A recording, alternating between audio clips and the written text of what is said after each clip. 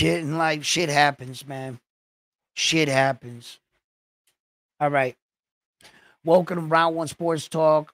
My name is Edwin. I'm always your host. Where the war fights start. Round one. Shit. I'm gonna have to go back and edit that shit, ain't I? Yeah, man. Sorry for all the people that tuned in and had to watch me ramble on with no microphone. Um, I ended up switching some things earlier today, trying to fix some stuff, and I might have forgot to connect something, and which in fact I did. I apologize for that. All right, so let's talk about it. What I was talking about was this situation with Tank Davis and Shakur Stevenson, and should this fight finally happen? Where does this lie leave Tank Davis and Shakur Stevenson situation? First, I was breaking down the Josh Padley and Shakur fight itself, and many people felt like Josh Padley was an electrician full time and a boxer part time, in which in fact he was. Literally, he was on a side of a building wiring something on Wednesday, and on Friday he was making weigh in. Like his opportunity had arrived, and when a lot of people talk about Shakur Stevenson and his performer versus John Padley, and they compare him to Tank Davis's performances, and as such, even versus Keyshawn and many of the fighters in the division. The problem with this situation is this. This is the problem with the situation. That I believe that Josh Padley's will to win was much different than a guy that was coming in already informed of the fight. This opportunity for him, like he said, he didn't want to go back to work on Monday. He wanted to change his stars. That kind of desire, there's no measuring stick for that. What Shakur Stevenson was fighting in that ring on that night was something most men won't experience. There's no measuring stick to determine how far you're willing to go. Navy SEAL training teaches you that when you think you push your body to the limit, they tell you at that point you haven't even started working out today. They teach you to ignore that and to tell the body to keep going. That, my friend, is something every man does not possess. Josh Padley was showing that. He was that warrior that was out of matched, outclassed, wounded. And even though they kept shooting him, he kept getting right back up. There was no tomorrow for that man. Everything was right in front of him. Unfortunately, he was outmatched. Shakur Stevenson, many people believe could have beaten him a lot sooner. And a part of me is on that side, being that the one thing they can't seem to stop talking about is Shakur Stevenson impressive amateur career. How he went to the Olympics, how decorated of an amateur champion he was. Now, I'm going to tell you this too. I too have an amateur championship, and I have fought in the amateurs. And I'm going to tell you right now, Shakur Stevenson knows this like I know it. Sometimes you pull up to events and you don't even know who you're fighting until you pull up and they give your coach the list. This guy's fighting this guy, this guy's. You fight once a week. I said all of that to say this, that if Shakur Stevenson is such a decorated amateur champion, that means he should have no problem adjusting. He should have had no problem adjusting to Josh Padley. Why? Because that's all we do in the amateurs. That's how you get good. You don't watch no videotape I don't know any amateur that ever watched videotape on their opponent. Maybe in the Olympic level. I don't know. We fight on the fly every day, in and out, pop, pop, pop, pop, right? So why couldn't Shakur do that? It's because he was fighting a different fighter. Not that Josh Padley made him any better. No. He was fighting that crazy dude that didn't know he was supposed to lose. By the way, Josh Padley was undefeated. He didn't know how to lose. You're also fighting that. Now, the problem in Shakur Stevenson and Tank Davis's situation is this, that you're not going to be able to see Shakur Stevenson anymore. And what do I mean by that? Meaning, no matter if he knocked out Josh Padley, he wouldn't have got credit for it. Even if he did that performance, he's still being scrutinized for the stoppage. It didn't really matter to me which way he won this fight. He was going to get scrutiny either way. Why? You no longer see Shakur Stevenson. What you see is the comparison between Shakur Stevenson and Tank Davis. That's all we see now. Whatever Tank does, if Shakur doesn't do it better, he ain't shit. And when I was talking about you see me doing this, there was a picture floating around online where it was Tank Davis, Keyshawn Davis, and Shakur Stevenson. And they were all young. And I saw how tall Keyshawn was to Tank. And then right next to Keyshawn, I saw how tall Shakur was to Keyshawn.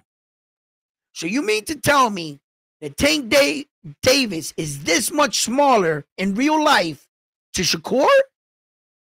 All Shakur's doing is cutting weight and staying at 135, where fighters like Tank Davis is maxed out at. Tank Davis is a real 135 pounder. And what he's saying is, why do all these big dudes want to come down and just fight me? You know why? Because he doesn't have the punching power to go up to 140. Shakur. He can't go to 140 with that punching power. So big guys like him are forced to cut a lot of weight to go in divisions to fight smaller guys so that they can become world champion. Shakur Stevenson's 27 years old. He's still young enough to be cutting weight like that. He just doesn't possess the punching power to move up. And where at some point, skills won't just award you the victory. And that's what I believe is really going on here. As far as the situation, does Tank Davis need Shakur? You're goddamn right.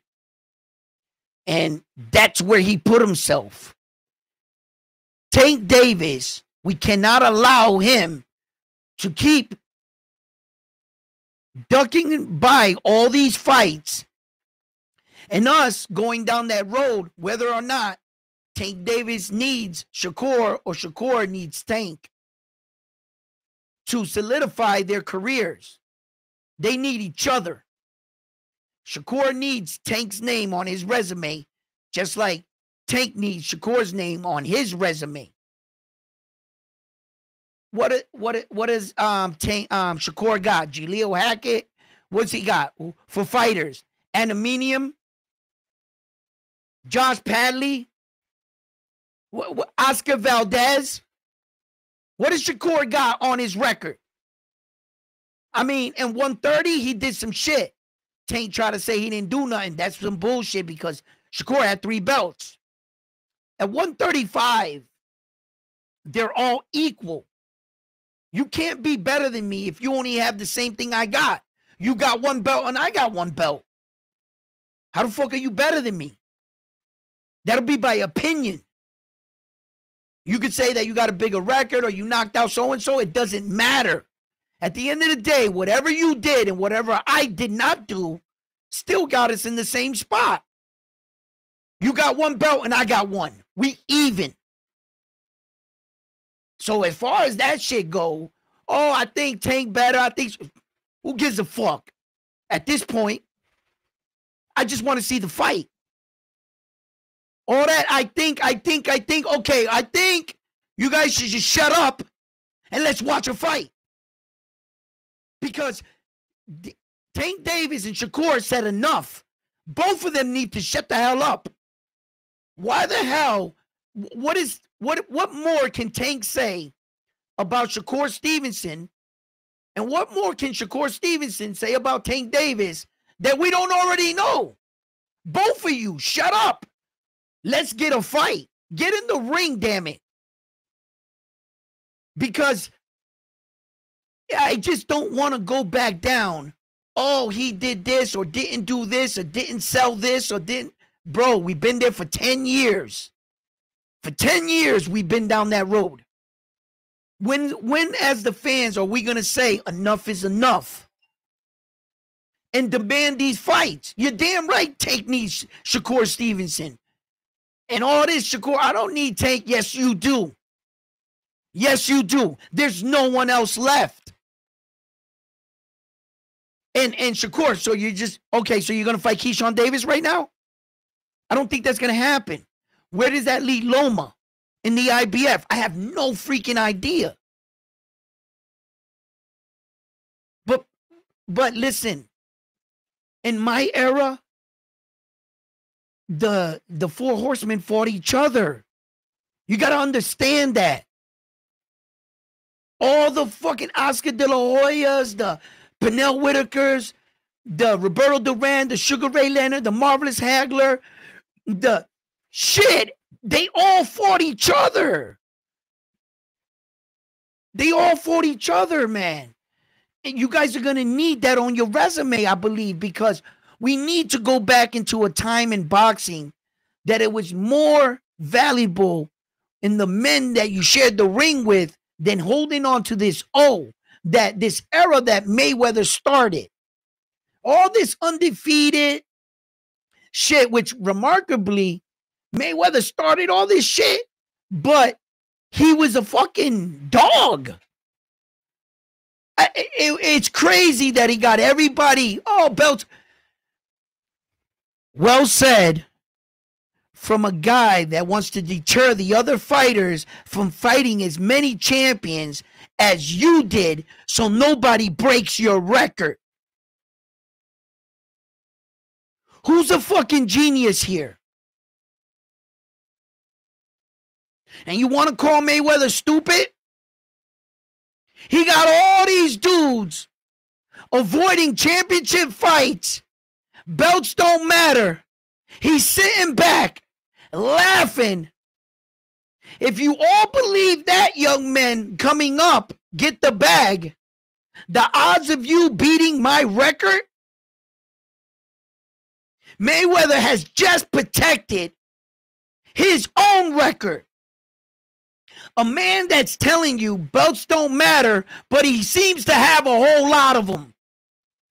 A man that's telling you you don't have to fight championship fights, but he fought a whole lot of champions.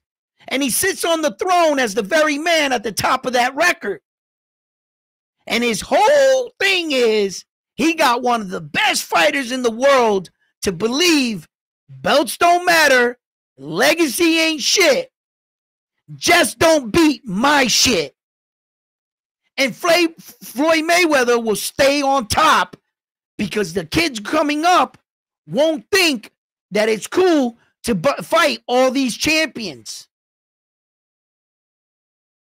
Floyd is a fucking genius.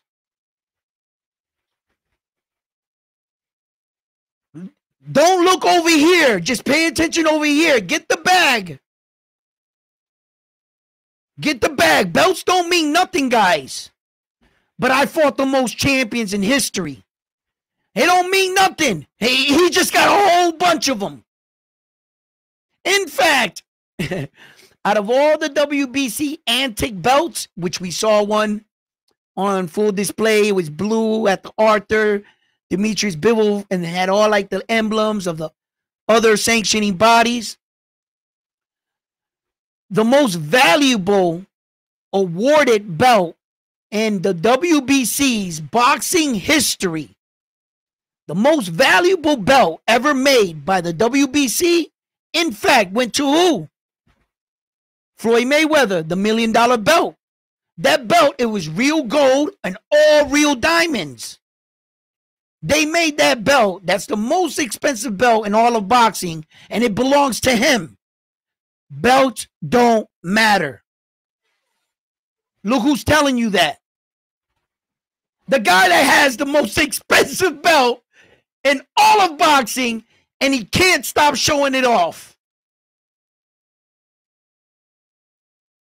There was a point in time you saw Mayweather, he just, every time they interviewed him in his house, he had belts laid out everywhere. They don't matter. Fucking genius. He got these guys not going to break his records, not pushing themselves, he got them all fooled. So then here's Tank Davis in his situation. What are we going to get? More shit talking? More stalling? No fight? We've seen this situation before, that the fighter that has a fight scheduled, the guy he's talking about fought first. They quickly asked what he thought, his opinion on their fight.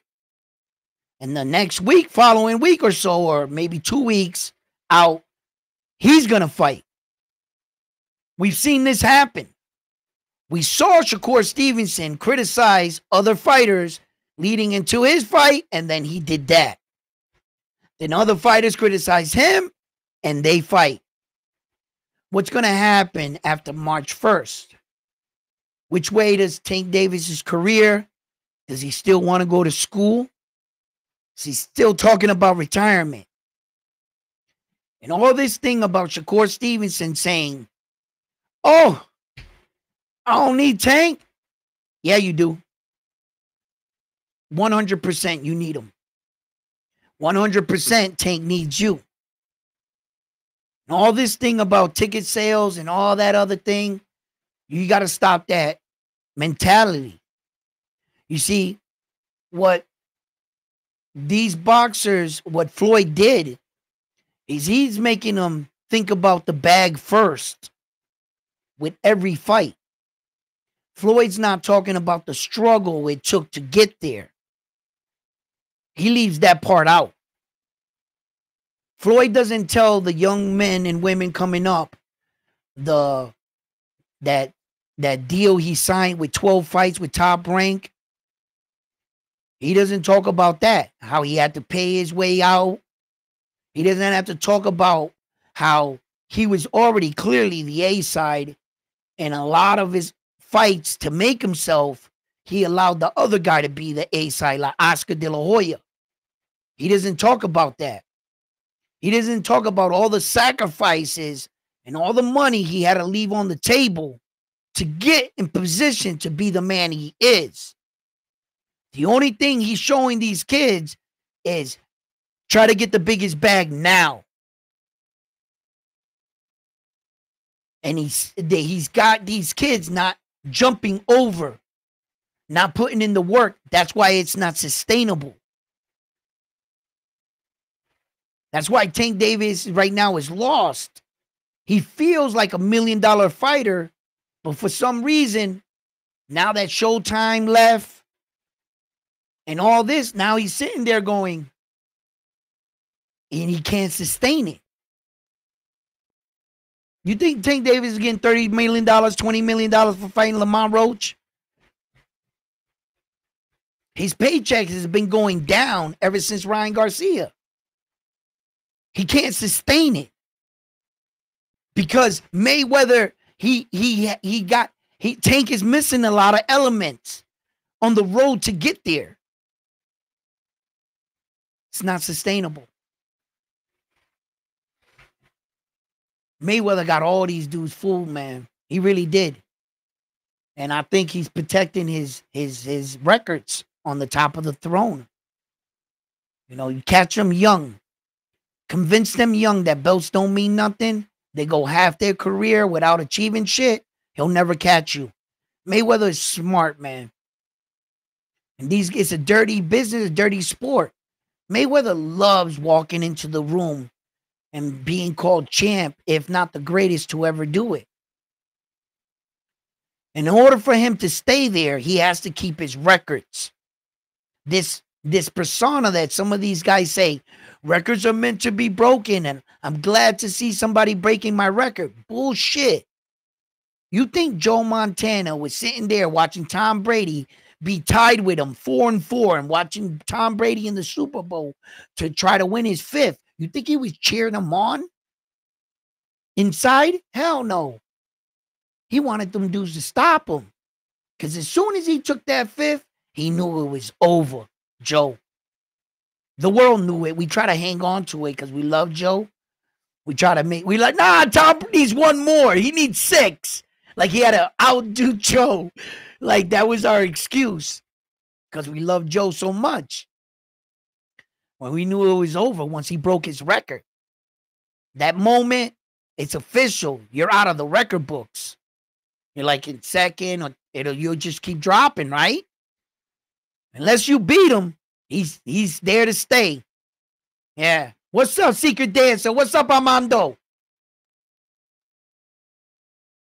We just have to accept who Shakur is. Yes. That's the only way you're going to see him. You guys can't see him no more for the fighter he is. Because all you're doing is comparing him. You're never going to get to see him again. You know, what he's doing, his style of fighting, that's him. Ironically, after the fight, he was honest. What he described of how he fought, that's the Shakur Stevenson. Shakur Stevenson is not a power puncher, but they want to advertise him as such. He's not a knockout artist. And they're like, oh, you're going to go to Shakur Stevenson fight, you're going to go to sleep, and people are going to leave. You know what I'm saying? And that's a fucking lie. When Top Rank did that to Shakur Stevenson, that they put the cameras to show the people leaving, at every event I've ever been in my life, that exact same thing happens, whether the guy is winning or losing. There are hundreds of people still trying to beat traffic. There's those people that were out on a date and really doesn't care about the outcome. They just went to see a fight or two bros, and yeah, we seen what we needed to see, and they're just beating the traffic. Real fans stick around. You watch any football game that happens. Baseball happens. Boxing matches happen. The reason why you don't see it happening at a Tank Davis fight, because he knocks out the guy. As soon as that guy goes down, I bet you go like that. Hundreds of people going towards the exit. The real fans are sticking around, shooting the shit, talking about what they're going to do after the fight. But that was just a media ploy. The people weren't leaving because Shakur, maybe the fight was boring. So they said, well, we saw what we needed to see. We're going to beat the traffic. Same scenario. So when you go, if you watch or you want to support Shakur Stevenson for the fighter that he is, the sweet science, if you're a fighter that loves and enjoys to watch that kind of fighting as well, Shakur Stevenson can put his punches together pretty well. He fought Josh Padley, and Josh Padley, you know, you guys are like saying like this guy is just a basic latrician. No, that's a very dangerous latrician right there. From what I'm hearing, Josh Padley is a real gym rat type dude. And as you could see, he was ripped. It didn't look like my man, and he looked fast. Josh Padley looked fast. He was just outclassed. He was in way over his head as far as competition. Josh Padley was coming up the ladder. He was an undefeated fighter. The world got to know who Josh Padley is on a world stage, and the opportunity that it gave him. Had it not been for this Riyadh season card and that stage that Turki Al-Rashid provided for these fighters, and fighting such a fighter as Shakur Stevenson, that I think when when it was all said and done, the world knew who Josh Padley was. And whether you wanted to judge Shakur and his performance and didn't really see what Josh Padley brought to the table, you just viewed him as a guy, oh, this is a cab driver. Josh Padley's no cab driver. And Shakur Stevenson didn't fight no cherry pick. This was a last minute replacement. You get what you get. At this point, they ask you if you want to continue the fight, and you both say yes. So in that sense, you can never call Josh Padley a cherry pick or a cab driver, because he didn't look like a cab driver in there to me. Just looked like a guy that was outmatched and not really prepared. Like I said, he was probably at a house on Wednesday fixing some light shit, and on Friday he was all of a sudden he was in front of Shakur Stevenson at a weigh-in.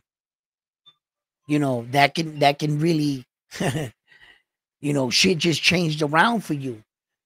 And the desire not to want to go back to work on Monday, that motivation to try to steal the night for you and your family, what that can do for your family name if an opportunity was given to you.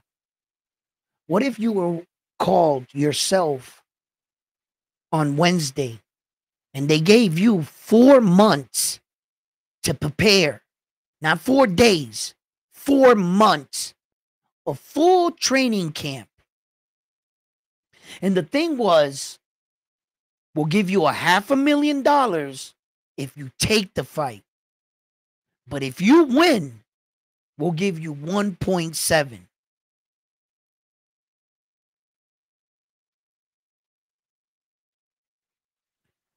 What would you try to do? And your opponent is Shakur Stevenson. I'm not going to dull down the situation. No, you got to beat Shakur Stevenson. The only thing I did, I gave you a full training camp for 4 months. What Josh Padley had was 4 days, 3 days. And the stakes were the same. How would you fight Shakur Stevenson? And at any point in the fight, would you give up that opportunity of the 1.7 versus the 500,000? You're going to have to kill me.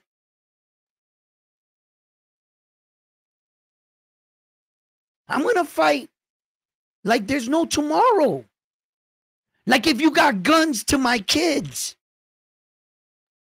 Like if you got a knife around my wife's neck. I can't lose right now. And I'm getting my ass whooped.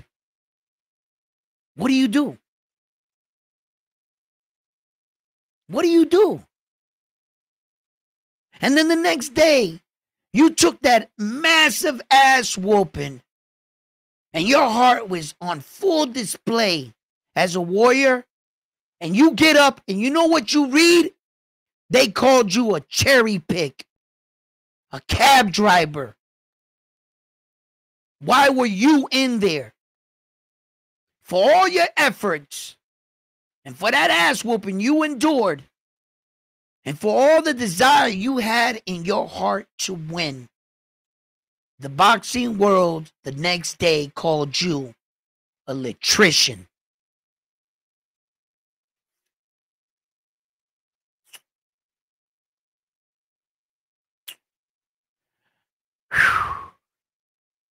Hit that like button for me.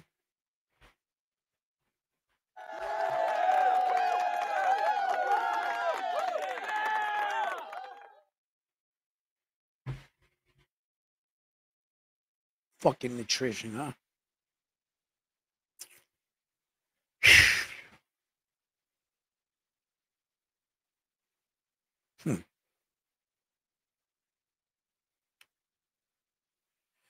Boxing can be cruel sometimes.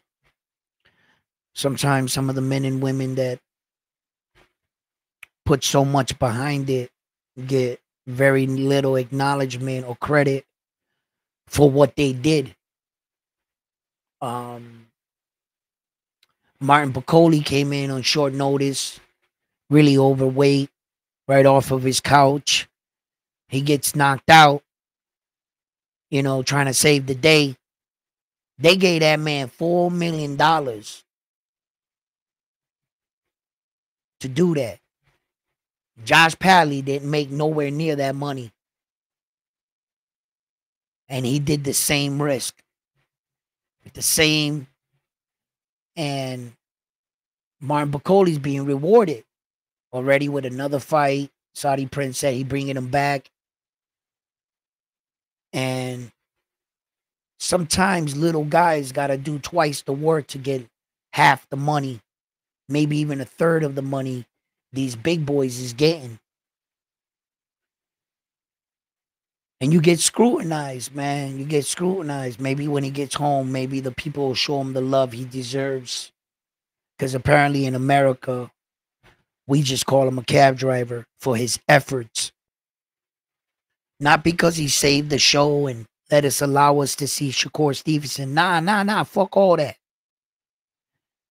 Just American standards or where? Where are you comparing this man to? To yourself? Could you do that? And it's just like,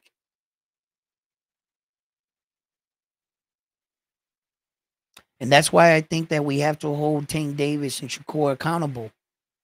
Because if you're not giving men like Josh Padley and Martin Piccoli their credit, well then damn, where do you put credit? Where do you lie the feet? Credit on the feet of who? Because Shakur Stevenson and Tank have not fought yet, and they haven't fought each other or nobody else. So why are they getting credit? For these men taking risk. They're taking the real risk, daring to be great. Shit you're not doing. But yet he gets called a electrician and you get all the credit. It's like, yo.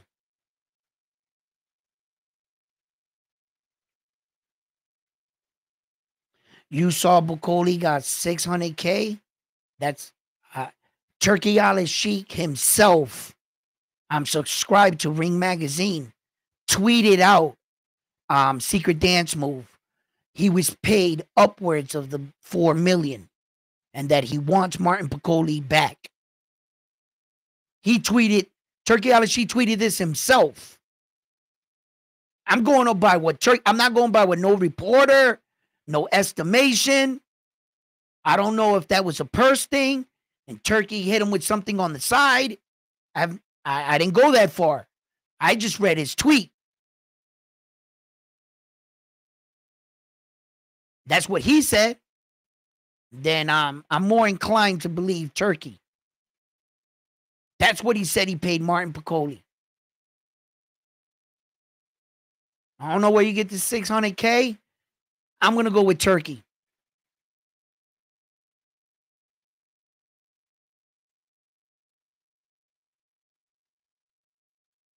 No one asked if he was an elite or that great. He was considered the boogeyman at the heavyweight division, Secret Dancer.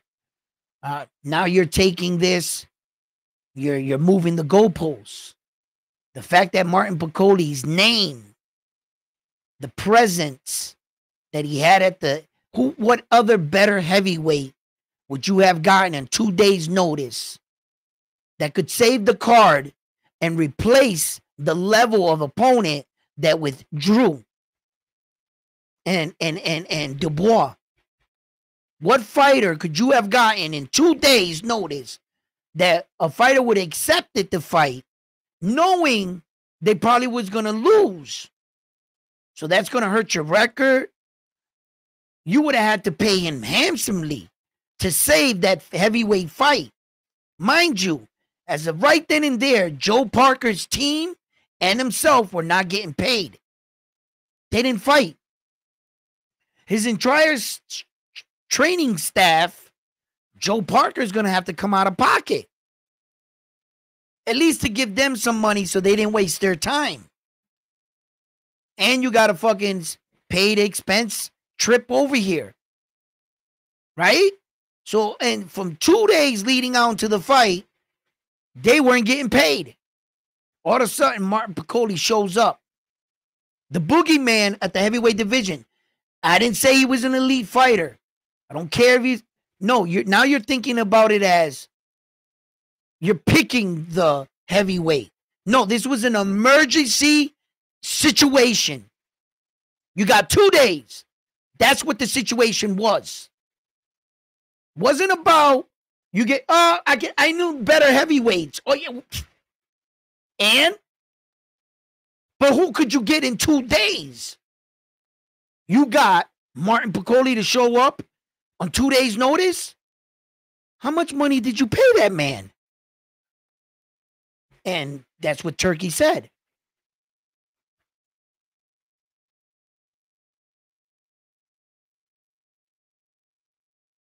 There was plenty of opponents, but they wouldn't take the fight.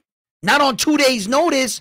What coach is going to advise his fighter to take the fight on 2 days' notice, knowing he just ate a rack of fucking barbecue chicken in the backyard with you, and you guys haven't even started your training for the Jagbai fight, which was scheduled in May.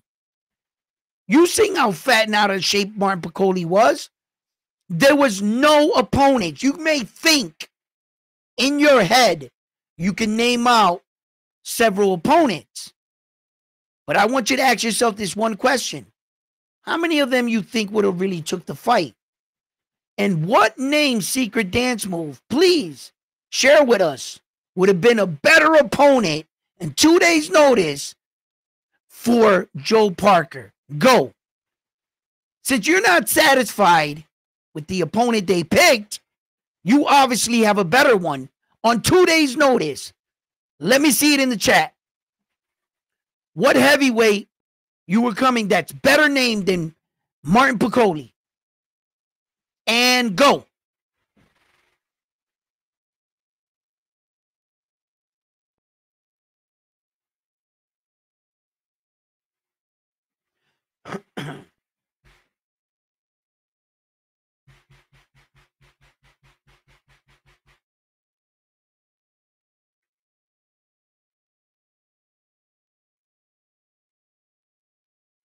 Where?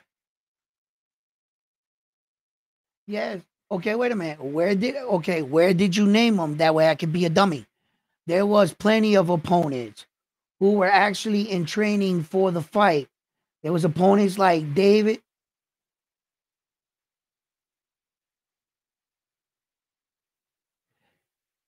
Neither of those guys would have took the fight, because both of those guys had a fight scheduled. You can't take somebody off somebody's fight card, right, and put him on your fight card, because legally his everything, 100% of his purse would have went to the other guy. That's in a contract. Although those guys were training, they were already signed in. The Martin Piccoli situation never forfeited him out of the Njabe fight.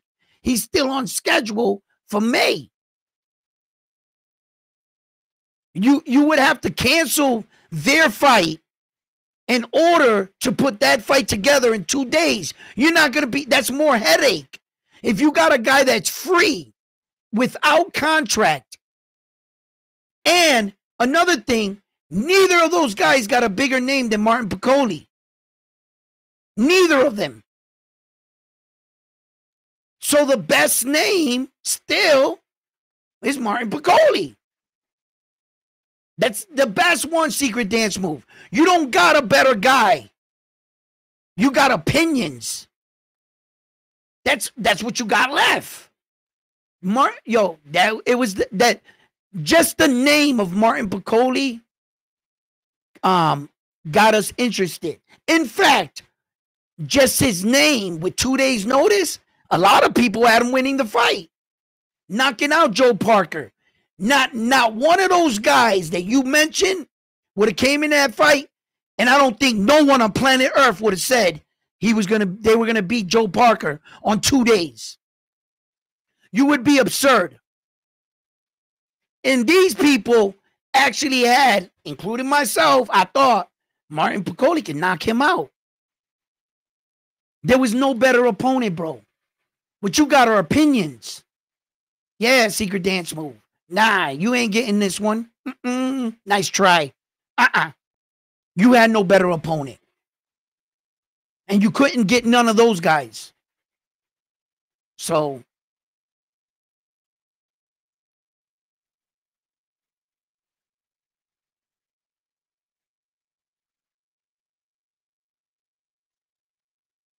secret dance move. You're out? No, you're not. You're going to stay right there. You know why? Because you like arguing with me. Listen, buddy. These guys you're talking about, they just don't have a bigger name than Martin Piccoli, and they weren't on a roll. You can't sit here and convince me that, okay, maybe there was one or two opponents that Turkey, had a list to look over. Turkey, you're 100% right, chose Martin Piccoli. Why? It was the right choice to make. To keep the card big, just like Shakur Stevenson's situation. That was a last-minute replacement. Martin Piccoli's situation was even shorter. They got Shakur Stevenson's replacement in 3 days' notice. And then the fight, right? And the Joe Parker situation, they got Martin Piccoli in 2 days' notice. Because remember, Floyd Schofield pulled out first. And then Dubois reported to be sick and Joe Parker and the world found out about it when Frank Warren broke the news and said that he's got flu-like symptoms and that we'll let you know if he can proceed in the fight. At that point, Frank Warren and all of them had already started making plans to try to get a big name back in the ring with him. And that's what happened. And 2 days notice anyway, secret dance move. Check this out, right? Why would you want to risk your guys anyway? Even the men that you mentioned.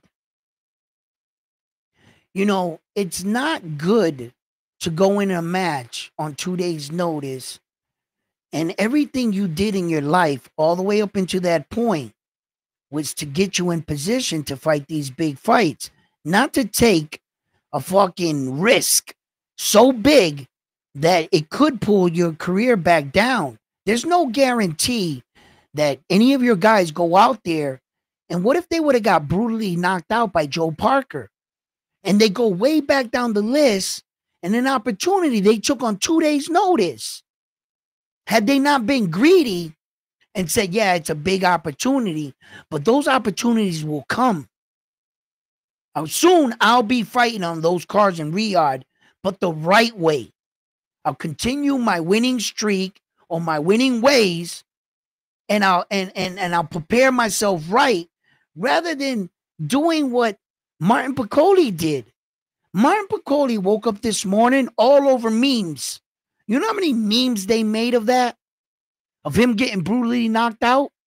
Yeah, he got all the money, went on a shopping spree later. I heard he was buying all this kind of designer shit, right? He was paid well. So I'm going to tell you right now, that's a risk. The fact that Turkey announced and he put it on Ring Magazine, Martin Piccoli, you have nothing to worry about. I'm inviting you back. And I paid him upwards of $4 million. He said all this on that little tweet thing I read this morning. So Martin Piccoli set. He took that risk. Turkey liked him. Went with him. Not everybody Turkey's inviting back. Did he say something about Josh Padley? Did he say something about Josh Padley? That he's bringing him back? I think that man got to go back to work. He's going to turn back into a pumpkin. Now, not everybody gets that. And that's what I'm saying. Then you say, oh, he had other opportunities. You know what? I'm glad he probably didn't pick them dudes. Let them dudes materialize right. If Martin Piccoli wanted to be that guy, he just got knocked the fuck out. There's hundreds of memes running on that man. And guess who's not on a meme today? Your boys. They're not on memes. And they're still on course in their career. And now, all they got to do is just work hard, train hard. They'll soon be on those cars if they're good enough. Rather than you saying, oh, yeah, put them on. Why? Why do you got to get there like that? At least Martin Piccoli earned his way as the boogeyman, knocking Big Baby Gerald Anderson. I'm not talking about his skills. Hey, fuck it. It is what it is, right? But he made a name for himself. So, yeah, in that sense, there was no bigger name, bro. No bigger name than Martin Piccoli. You can't convince me that. Nah. Hell no, secret dance move. Nah. But it was a great card, man. Listen, that Ortiz fight, man. That shit send a statement out through the division 154. And really opened up my eyes to the fact that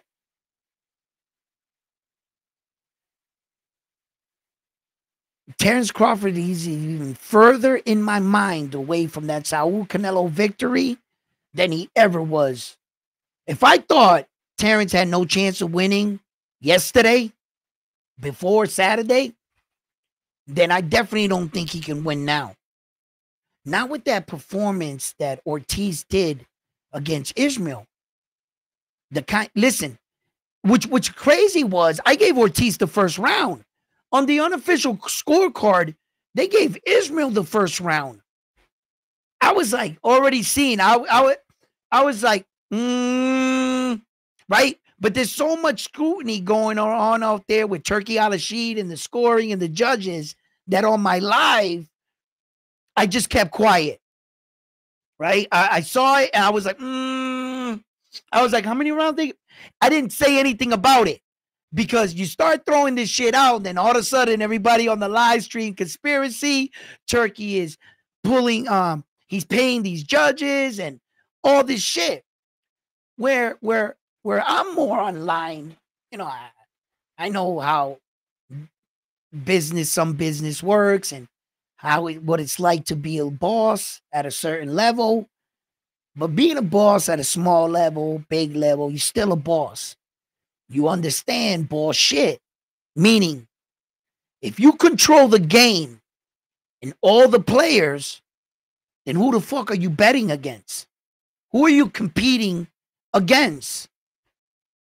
This is not a situation where Golden Boy is going up against Top Rank.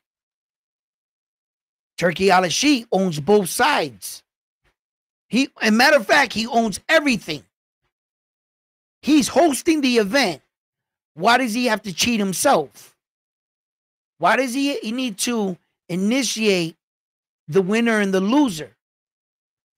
If you wanted to control something like that, go to WWE. You can control everything, and the world knows it, and they're cool, and they still pay all their money. It's okay. But Turkey Al-Rashid doesn't have to persuade any judges or pay any referee. The best thing in that situation, if you were a boss, trust me when I tell you, just let nature take its course. Whoever wins, wins. Because whoever wins goes on your cards still winning. Whoever loses, loses. The win, you always still have the winner. Back to Riyadh season. Let's do it again. Poof. There it is. He doesn't have to cheat himself. And what makes you think that Turkey Al-Rashid wants to cheat? Who's he gambling against? Where does he get money out of this? He's going to cheat himself? He's not betting against anyone. He controls everything.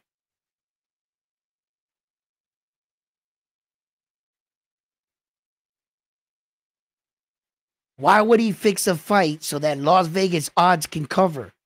What the hell does Turkey Al-Sheikh care of if the Las Vegas lines or who wins? Why does that benefit him? It doesn't.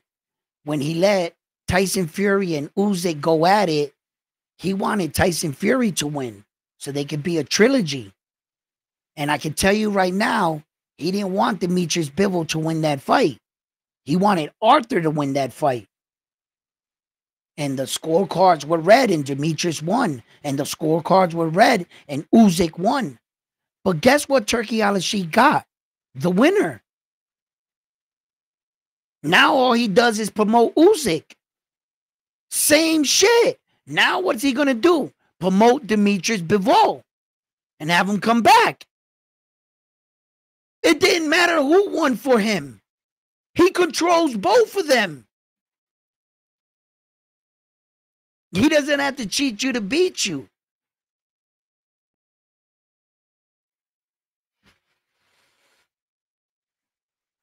He's got too much money. He ain't doing it for the money. Trust me.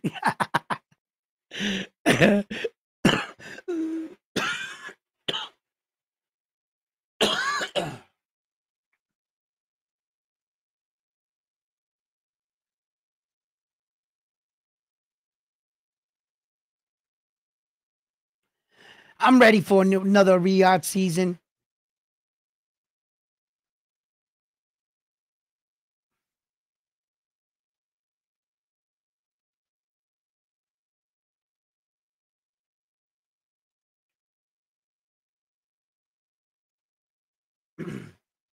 Mr. Miyagi, man, my car loves me. I guess so. Your car loves you.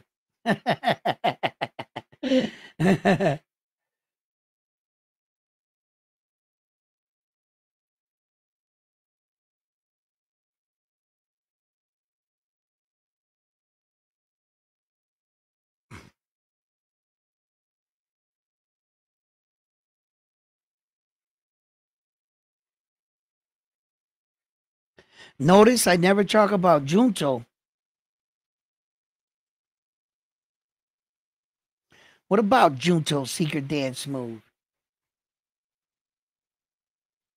What do you know about Junto? You don't know enough about Junto for me to talk about him for that you would understand. I don't think you know anything about him. What do you know about Junto Nagatoni?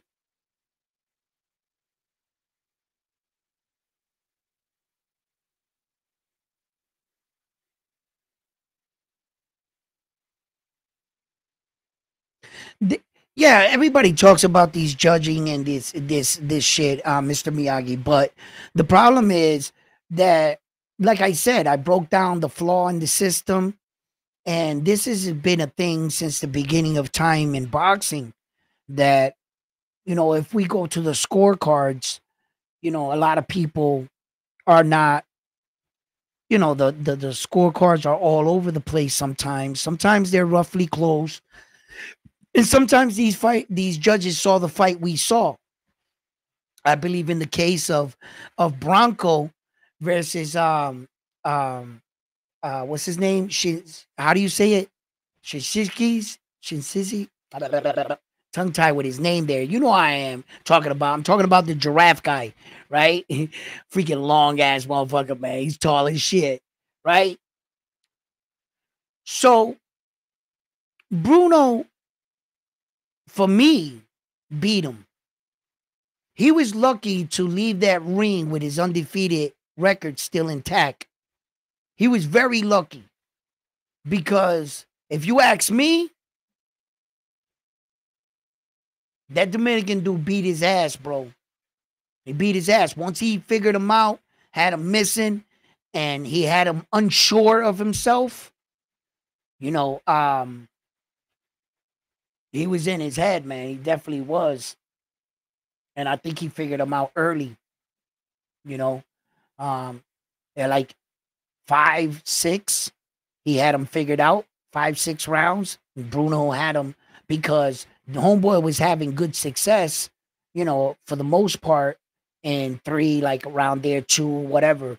But he figured him out early, and he had him on the outside, but he had to take chances to coming in. Yo, my man with the motherfucking with the 5-piece. Oh shit, I hit the wrong button. Mr. Miyagi, thank you for the love and the support. Like always. Mr. Miyagi says 118 what?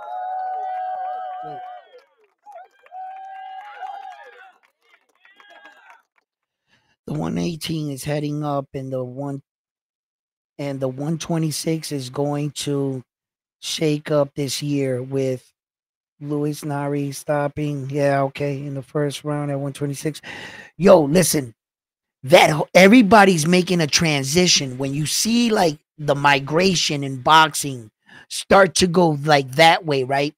Where we see the migration at the 140, 147, 135, and like that.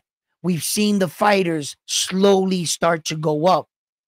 Junto Nakatani has, said that he wants to migrate from 118 to 122, but he was really thinking about trying to unify the titles at 118 because, to be compared with to Naoya Inoue, that's easy. Anybody can come up and try to put you next to a great one.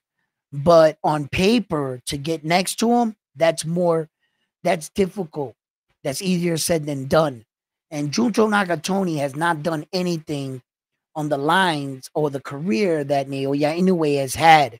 Remarkably, they're actually in the same weight divisions, the bantamweight division. So when it is said that Naoya Inoue's run, whether it was easy, he fought anybody, whatever opinion you have to say, all I have to say to that is this. If it was that easy, why hasn't anybody else done it? Why hasn't Junto done it? Bam Bam Rodriguez, Chocolatito, all of them. The list goes on. Of all those bantamweights, Donito Donaire, the list goes on. You know why? Those divisions are so dangerous that they're constantly knocking each other off. That's a gauntlet of fighters down there. That's truly lightning in a bottle. And everybody down there that is in the top 15, they're fucking dangerous. The entire top 15 list and the bantamweight, super, featherweight, whatever division right in there, they're all just lightning fast and strong. You got your John Casamaras and your MJs. They haven't done it. No, none of them. For as good as all those guys are portrayed to be, not one of them have even came in within a fraction of what Naoya Inoue has done. Junto Nakatoni is a good fighter, Japanese fighter. He trains in the West, meaning he trains out here in the United States of America. His training, he lives out here. They've learned that the Japanese fighting style, although good, there was a lot of holes in it. And Junto is adding the Western style and philosophy on approaching on fighting and combining it with what he learned as a Japanese fighter. He's a really good fighter. He's just not fundamentally and as polished as of a fighter as Naoya Inoue, where Junto can fight the fight that he's fighting, but typically Junto is boxing his style, the way he fights, the way he was trained. The difference between Junto and a fighter such as Naoya Inoue can beat you at your own game. He could turn right into you and do what you do best and use it against you and do it better than you. Same thing he did to the number one 122 pounder in the world, Stephen Kubo Fulton. What did Stephen Kubo Fulton come out in? He comes out in the Philly shell defense like this. That's not Naoya Inoue style. He doesn't fight in the Philly shell defense style. Well, from the first round, when the bell rang, what did Naoya Inoue come out in? The Philly shell defense. He came out like this. And he walked right up to Stephen Kubo Fulton and whooped his ass in his own style. Junto doesn't do that. Junto can't do that. Junto is the kind of guy that slips good shots downstairs. He's real crafty, smart fighter, long, tall, knows how to use his range. He can fight in the inside, on the outside. Junto can fight off the back foot. He can fight off the front foot. But that's where his similarities end with Naoya Inoue. Naoya Inoue can do all that shit too, but so much more. And when it comes to punching power, Junto can crack. He's got punching power. He can crack. He doesn't have Naoya Inoue punching power. No. Nah. Show me on any tape where you see that Junto hit a guy that he didn't wind up a punch, lead with the punch, use the opponent's weight with the punch, his torque. He used his waist and his legs to put behind the punch. And yeah, he knocked out Jason Maloney's brother, right? Okay, cool. Did you guys see the way Naoya Inoue knocked out Jason Maloney? He rode his shoulder and just threw a right hand like this and snapped him and knocked him the fuck out. He knocked out Luis Pantera Nari without even moving his hips. He didn't even twist his feet. He literally hit him with an uppercut like that. Nari went like this and looked at him and was still all together. And he just went from right here and knocked him out clean. Junto Nakatoni doesn't hit like that.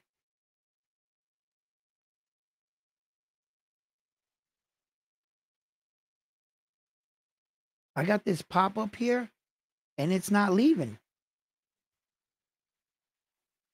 Anyway, he doesn't hit like that. He has good punching power. Yeah, he has good punching power. He doesn't hit like Naoya Inoue hits. Nah.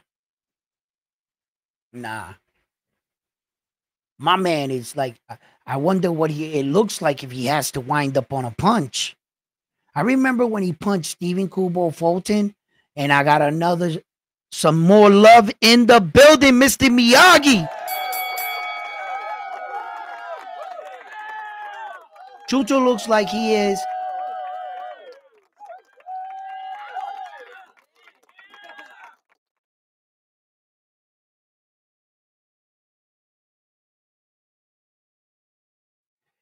Yeah, that's awesome right there, that he's going to get him to unify, right? But Junto got to watch out, because just like you said, I was going to say, he's got punching power of his own. You know, so this super kid, bro, I'm going to tell you right now, man, you better watch out. That's not an easy fight for Junto at all. So we're going to talk about that. I'm going to break that shit down. We can talk about that fight. I should put a little segment together of all these little Japanese dudes, man. These motherfuckers ain't no joke, man. I'm trying to tell you. It's hard coming out of there. It's just as hard as like being the top Mexican fighter or the top, Filipino fighter or the top American fighter. It's hard fighting your way out of your country, because there's a lot of fighters there that are trying to be the next Naoya Inoue. What he's doing is unprecedented. There has been no Japanese fighter in the history of Japan to ever reach this kind of plateau. in the sport of boxing. No Japan fighter. In fact, I believe he was the first Japan fighter ever honored to be on a pound for pound list. I think so. He's got like a lot of number one things for Japan, you know, and the shit that he did for all these fighters. I don't think we would know who Junto is if it had not been for Naoya Inoue. I don't think we know who Bam is. Maybe hardcore guys might, but I don't think they would know. You know what I'm saying? And I think that Junto is a worthy opponent for Naoya Inoue. I don't think he would have any problem making the weight at 122. My problem is, and I'm not sure if Naoya Inoue would still be there. I don't think he'll still be there. I think it's this 1-2 fights, he's gone. And if Junto unifies, and he wins that IBF title, I think he's going to stay in the division and try to unify again. He's going to try to go after the belts because rightfully so, that's where you would want to go. You would want to try to emulate or do something that Naoya Inoue's done.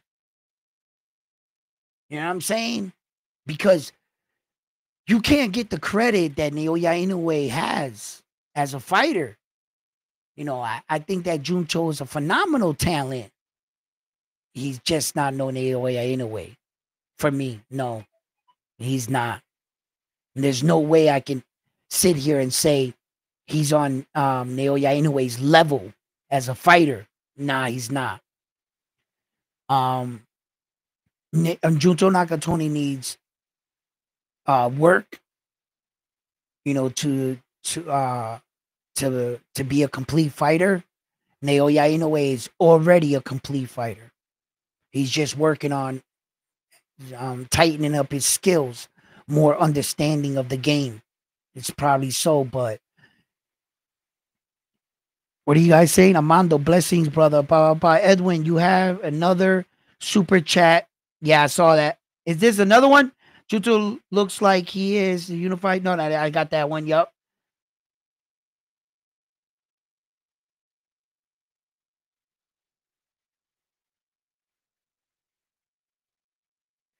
Andy is the one to watch at 140.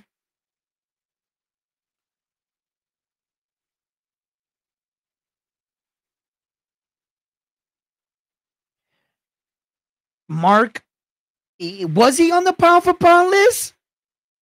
And like okay, like whose pound for pound list was he on? Was he on a top rank ESPN pound for pound list, or was he like on some website where a Japan guy put him on his pound for pound list? Can you like note that the world honored that Japanese dude? Was he like 10, 9, 8 on the list during that time when Nonito Donaire beat him? I mean, Luis Pantera Nari beat him. Was he considered really on a pound for pound list? I know that Naoya Inoue is the first undisputed Japanese champion in the world. There was never been an undisputed champion ever in the Japan's history. And he did it not once, but twice. So I know that was the first one too. Yeah. He did a lot of shit first for Japan. But there were a lot of good Japan champions, no doubt. Yeah, there was even champions before him. So they had some good champions, but they just weren't global champions. If you know about them, it's because you know about the bantamweight, or you stumbled upon that maybe in part through Naoya Inoue, or you're out on that side of the world where you're more familiar with those guys, right? But out this way, we wouldn't know that. I didn't know anything. I knew about some Japan fighters, but like the stigma where back in like the 90s and late 80s, the stigma Americans had versus the UK fighters. the United Kingdom fighters, right? The Brits. We always showed them respect to a certain level. As soon as the Brits got to that higher, it was over. We all knew it. They couldn't beat our best. No, they can't. So for years, it went on like that. Dominican Republic has never really had a great champion. They've had a couple champions, but nobody that, you can really say that Santo Domingo is a formative fighting island, or their Dominican fighters are some of the best fighters in the world. You would never say that about them. Never.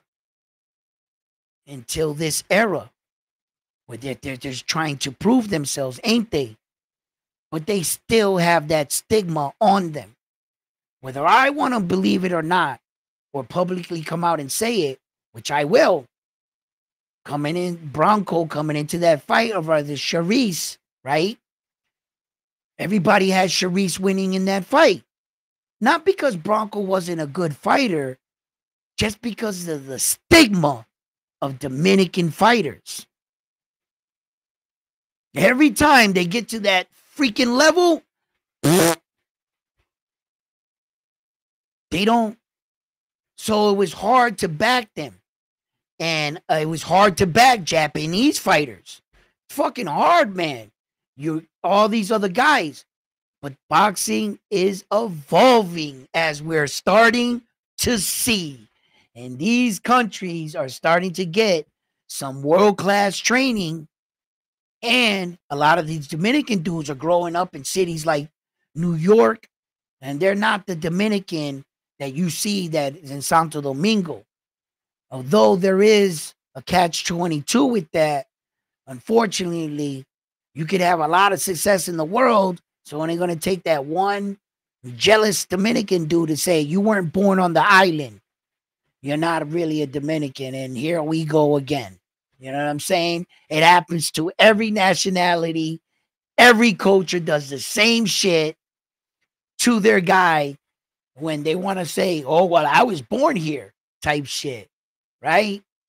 So you would have to achieve a lot to get them to adopt you as your son.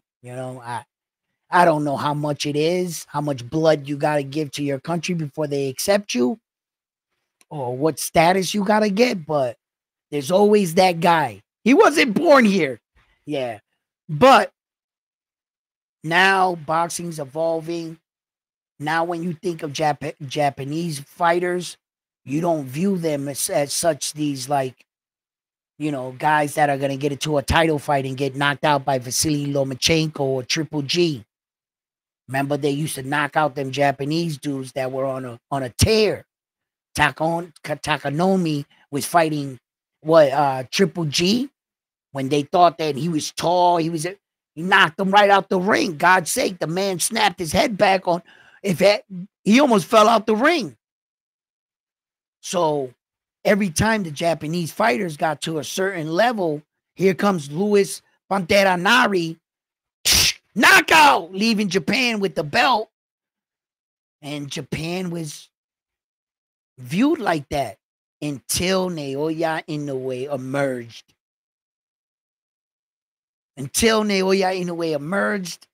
That now Japan is walking around like, what? You know what I mean? Like, I'm like, all right. And I wish that my Puerto Rican fighter was actually a little bit heavier. Oscar Collazo, man, to be up there like in 112, 114, 115, right? To be in there. And I wish he was in there with them Japan boys, man. Because we want a little get back too. Naoya Inoue beat the brakes off of Manuel Rodriguez. I haven't forgot about that shit. All right? Right? But Naoya Inoue is truly special. He is special, and I love to see fighters like that. I'm not biased in any way. I don't see skin color. I don't see ethnicity. I just see a human. I see a very skillful human being I admire skills, dominance. I admire great fighters because I look at them and I'm just like, man, bro, that's what it takes to be a great fighter, huh? You know? And the things they do. So that's how I view my fighters. You know, I'll give them their praises and everything, just like I give Naoya Inoue. I love him as a fighter, but hold on. Yo, what's up? Okay. I can't see the screen. Thank you for telling me. Yeah, my I got a pop-up on the side of my screen right now. I can't get it down. Look, watch, I'll show you with the camera. See that thing that blocks the messages? I can't get this down. Look, I'm clicking on it. It won't come down.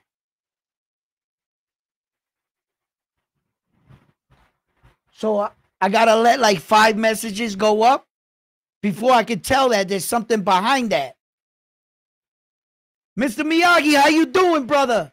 Send me another super chat. I saw it in the side. I just didn't know who sent it. People saying, people.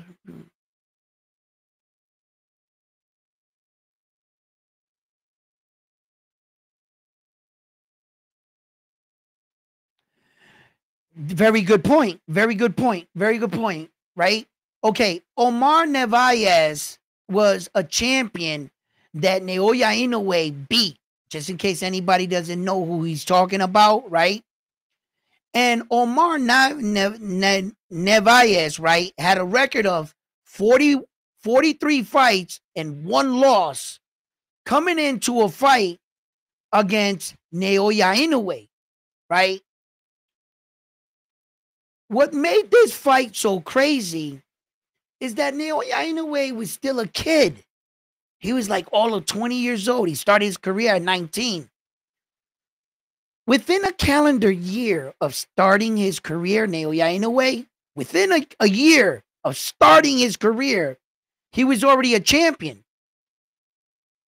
He only had 5 fights. 5 fights. Coming into his 6th professional fight, he fought for his first world championship. And when he fought him, he had only lost to the Hall of Fame, which soon would be a Hall of Fame inductee, in the Flash, Nonito Donaire. So for a kid coming up to fight you, with what do you have with Omar Narvaez? Where he had like 8 fights. 8 fights? Okay, here's the conversation, guys. Just think about the situation. Bring, you're Omar Narvaez. I'm Omar Narvaez. This is my agent, management calling me for my next fight. Hey, what's up, buddy? Yeah. Who do you got for me? A kid with 7 fights. A Japanese kid. What's his name? Naoya Inoue, the monster. Let me see his picture. Bro, I have been a champion for over 10 years. I haven't been defeated, ever knocked out in my career. One of the greatest fighters, 4-division world champion, Nonito Donaire, could not knock me out. You mean to disrespect me with a kid that has 7 fights? He has 7 fights. He hasn't been a professional for over 2 years. You want me to beat up this kid? Fine, sign the fight.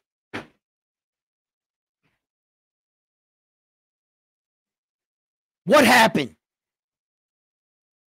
That man got knocked out for the first time in his career. He got dropped in that fight like 3-4 times. He was outclassed, outmatched for a guy that dominated that division.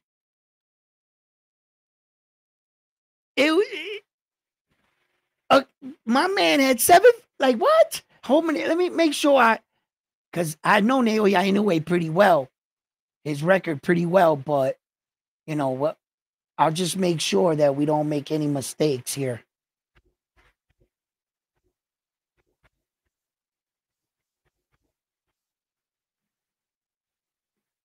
All right. I'll tell you exactly what he had.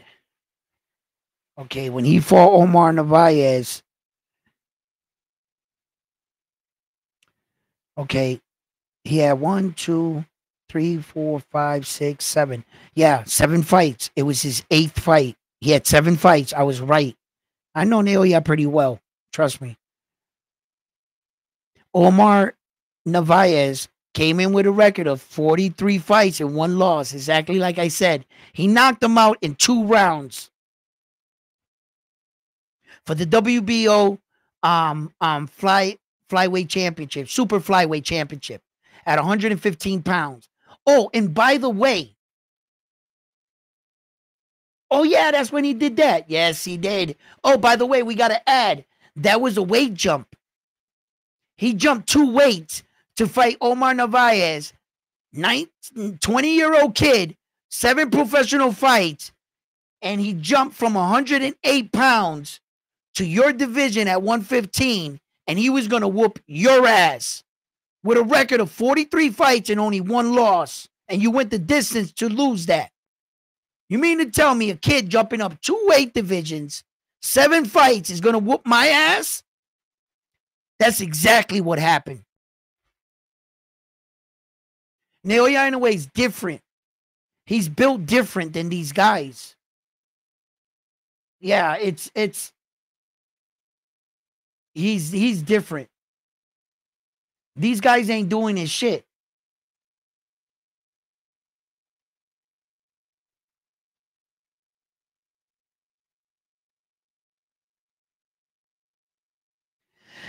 Ricky Phoenix says, Rich Phoenix, Rich Phoenix. That's how bad my eyes are. Rich Phoenix says they don't want Tank to fight Shakur. They are scared he may lose.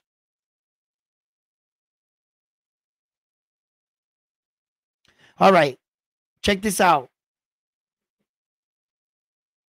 At this point, they've already exhausted all resources, Tank and Shakur, with both their bullshit and antics. We as fans, we need to keep these guys accountable and push them into the fight. Like I said on my show earlier, I didn't want to go down the lines that we were going to argue headlines. The what if, you know what I mean? Like you telling me, oh, he don't want him to fight him because he's afraid to lose. Who cares anymore about that? They need to fight each other. That's it. We don't want no more excuses. We want to see the fight. And if Tank and Shakur can't get this shit together, man, it's just gonna be another case where the fans were just like, we don't care who Tank fights. We just want to see him fight. And you're just gonna get some more Lamont Roach fights. And somewhere in Tank's little head, he thinks that fighting Lamont Roach, that's a champion at 130, is going to give him validation at fighting a champion at 135 in his head. And I'm here to tell you right now that that's not so. You know what I mean? Because he shouldn't be awarded championship status at 135 for fighting a guy that's not in your weight division. Who gives a shit that he's a champion at 130? That should not validate your 135 championship reign at all. But somewhere in Tank Davis's mind, him and his team, I guess, feel that just because he is a champion, that they can sell that to you. And we shouldn't allow that to happen. You know, where does Tank go from here with Shakur? And does Tank Davis cross the street? Because as we all know, the only promotional company, you know, Queensbridge, they're all in with Turkey. The only one still holding out, and it's going to make it look real bad if they finally join forces. It's going to give the impression they had to bend the knee and kiss the ring. And these are men that have egos and pride the size of Manhattan. Al Heyman doesn't like to lose or like to be pushed around or like to be told what to do. He's been a boss his entire life. And now here comes Turkey Al-Ashi out bossing him. You don't like that shit, right? So, in a sense of me, says that he's going down with the ship. I don't think it's right that he's taking his fighters with him. You know, what is he going to do with all the rest of the fighters? Turkey already came in, swooped in, and took his number one fighter, the PBCs, which was Canelo Alvarez. Now Canelo's with Turkey.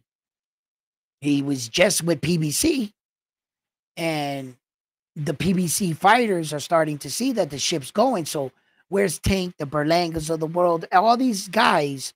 What are they gonna do? Like, is Berlanga gonna go with or work with Ed Hearn after this last fight? I was hearing rumors that he was gonna try to go down there. I don't know what he's gonna do. Um, I don't know if Ed Hearns is selling him this last fight. I don't know what his situation is. Why he's on an undercard to a fucking nobody fight after coming off that massive card with Saul. I don't know what management. I have no idea, but hopefully Berlanga, you know, it comes out and gives a good account of himself, a good performance. So I'm on the line that Tank needs him, needs Shakur, and they need each other. They definitely need each other. Uh, Let me see if I could do this. I'm not too sure if this is gonna work. And it did. Oh, wait.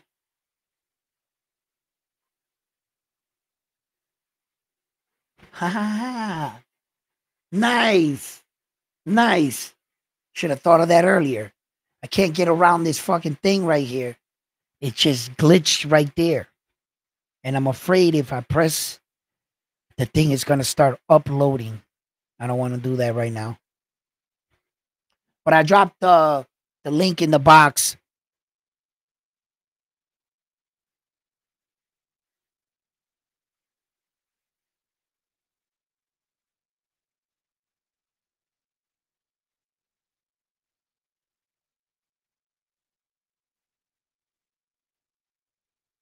Look, I I I gotta give Demetrius Bivol his credit. I had him picked in the fight. You know, Mr. Miyagi knows that. You know what I mean? That I had him picked in the fight because we talked about it. Remember? One of these kids is doing his own thing. One of these kids is, yeah. And I told you guys that I thought if anybody can outbox Arthur, it was Demetrius Bivol. And Demetrius Bivol, and I called the fight exactly the way it went down, didn't I? And I mean to the T. I said it. I don't think Arthur's going to change. If it ain't broke, don't fix it. I think Arthur's going to come out the same way. The person that needs to make adjustments was Demetrius Bivol. And he did make the adjustments. He increased his cardio, and he knew he already had the boxing ability. What he needed to increase was to keep the level of his performance for 36 minutes, all 12 rounds. That's what he focused on. I'm pretty sure he stood sharp, working on his punches and etc. But the one thing that Demetrius Bivol needed to increase was his stamina. He looked a lot thinner in this fight than he did in the first fight, didn't he? And he looked like he was a bit more ripped, and he was right. He said, Arthur hits hard, but I could take that punch. I know how to roll with the punches. And Arthur did crack him. Was trying to chase him down, pursue him. Arthur was a pressure fighter, pressure puncher. And he was coming forward. Demetrius Bivol was more of a boxer counter. You know what I mean? And he showed. You know, you stay the course. Keep the boxing. Don't get lazy. Don't go in the inside when you don't belong there. Keep him at the end of your punches. Make him pay when he's coming through the front door. etc., etc., etc. And he did exactly that. So I found that to be really good. Here comes Mr. Miyagi. What's up, man? What's up, homie? What's up, buddy? How you doing? Yeah, very well. Yourself? Yes, very well, very well. Now that I have come down from my cloud from calling flight, yes. Uh share with us, Mr. Miyagi. Tell me what you think. Do you know what? I am super excited for this year Yeah, what's up? because the Yep, way uh, Top Rank's looking for the Las Vegas fight, you could have Seiya Susumi rematching Takuma Inoue. You could have yep. Junto Nakatani unifying with Ryosuke Nishida. And also you can have Tenshin Nasukawa fighting for Yoshiki Takei's world title belt all on the same card. Yeah, it could be a good that's four titles right there. Also, if Andy Hirioka, depending on who are the champions at 140 at the moment, you got Ryo, You got Tio. you got Ryo, you got Puello as the WBC because he took over the reign and he was upgraded on Devin Haney's title. Then you got the WBO Teofimo Lopez, and then Jose Valenzuela, WBA.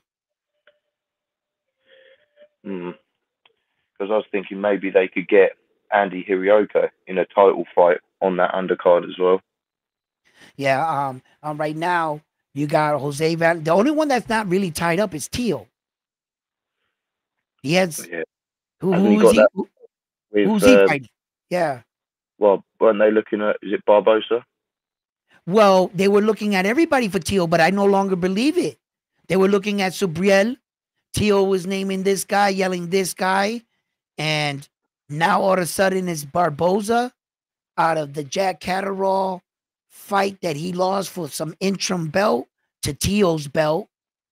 Um, but Teo still hasn't fought any. Agreed to fight anybody, and the rest of the champions up there, I think it's all tied up because you got Jose Valenzuela coming up this Saturday on the Tank Davis undercard. He's fighting Gary Antoine Russell Jr. on the. He's the Uh, co-main event in that fight. So that means that WBA title is going to be tied up for quite some time. Um, does it make the Las Vegas date deadline? The Las Vegas one card is in June, March, April, May, June. Nah, they're not going to be able to. Jose's out. So Jose's out. The only champion I can think about to make a June card to put Andy in that the 140 would have been Teofimo Lopez's ass because as we know, Sando Martin and Puello are running it right now, and that belt for the WBC is going to be held up. So that knocks that out. And as for the IBF at 140, Richard Hitchison just beat Liam Paro um, in Puerto Rico, and Richard Hitchison is rumored to fight someone else not named Andy. So uh, that leaves pretty much Teofimo Lopez for me. If you want to put him for a title fight, if not a secondary belt, a regular belt, or an interim belt, or maybe a title eliminator type thing, you could put him on well, the card. I think Andy knocked out Ishmael Barroso, and I Okay. think that was that for the WBA mandatory spot? I'm not 100% sure because Rowley got gifted that win against Barroso, didn't he, Right. It to was become champion?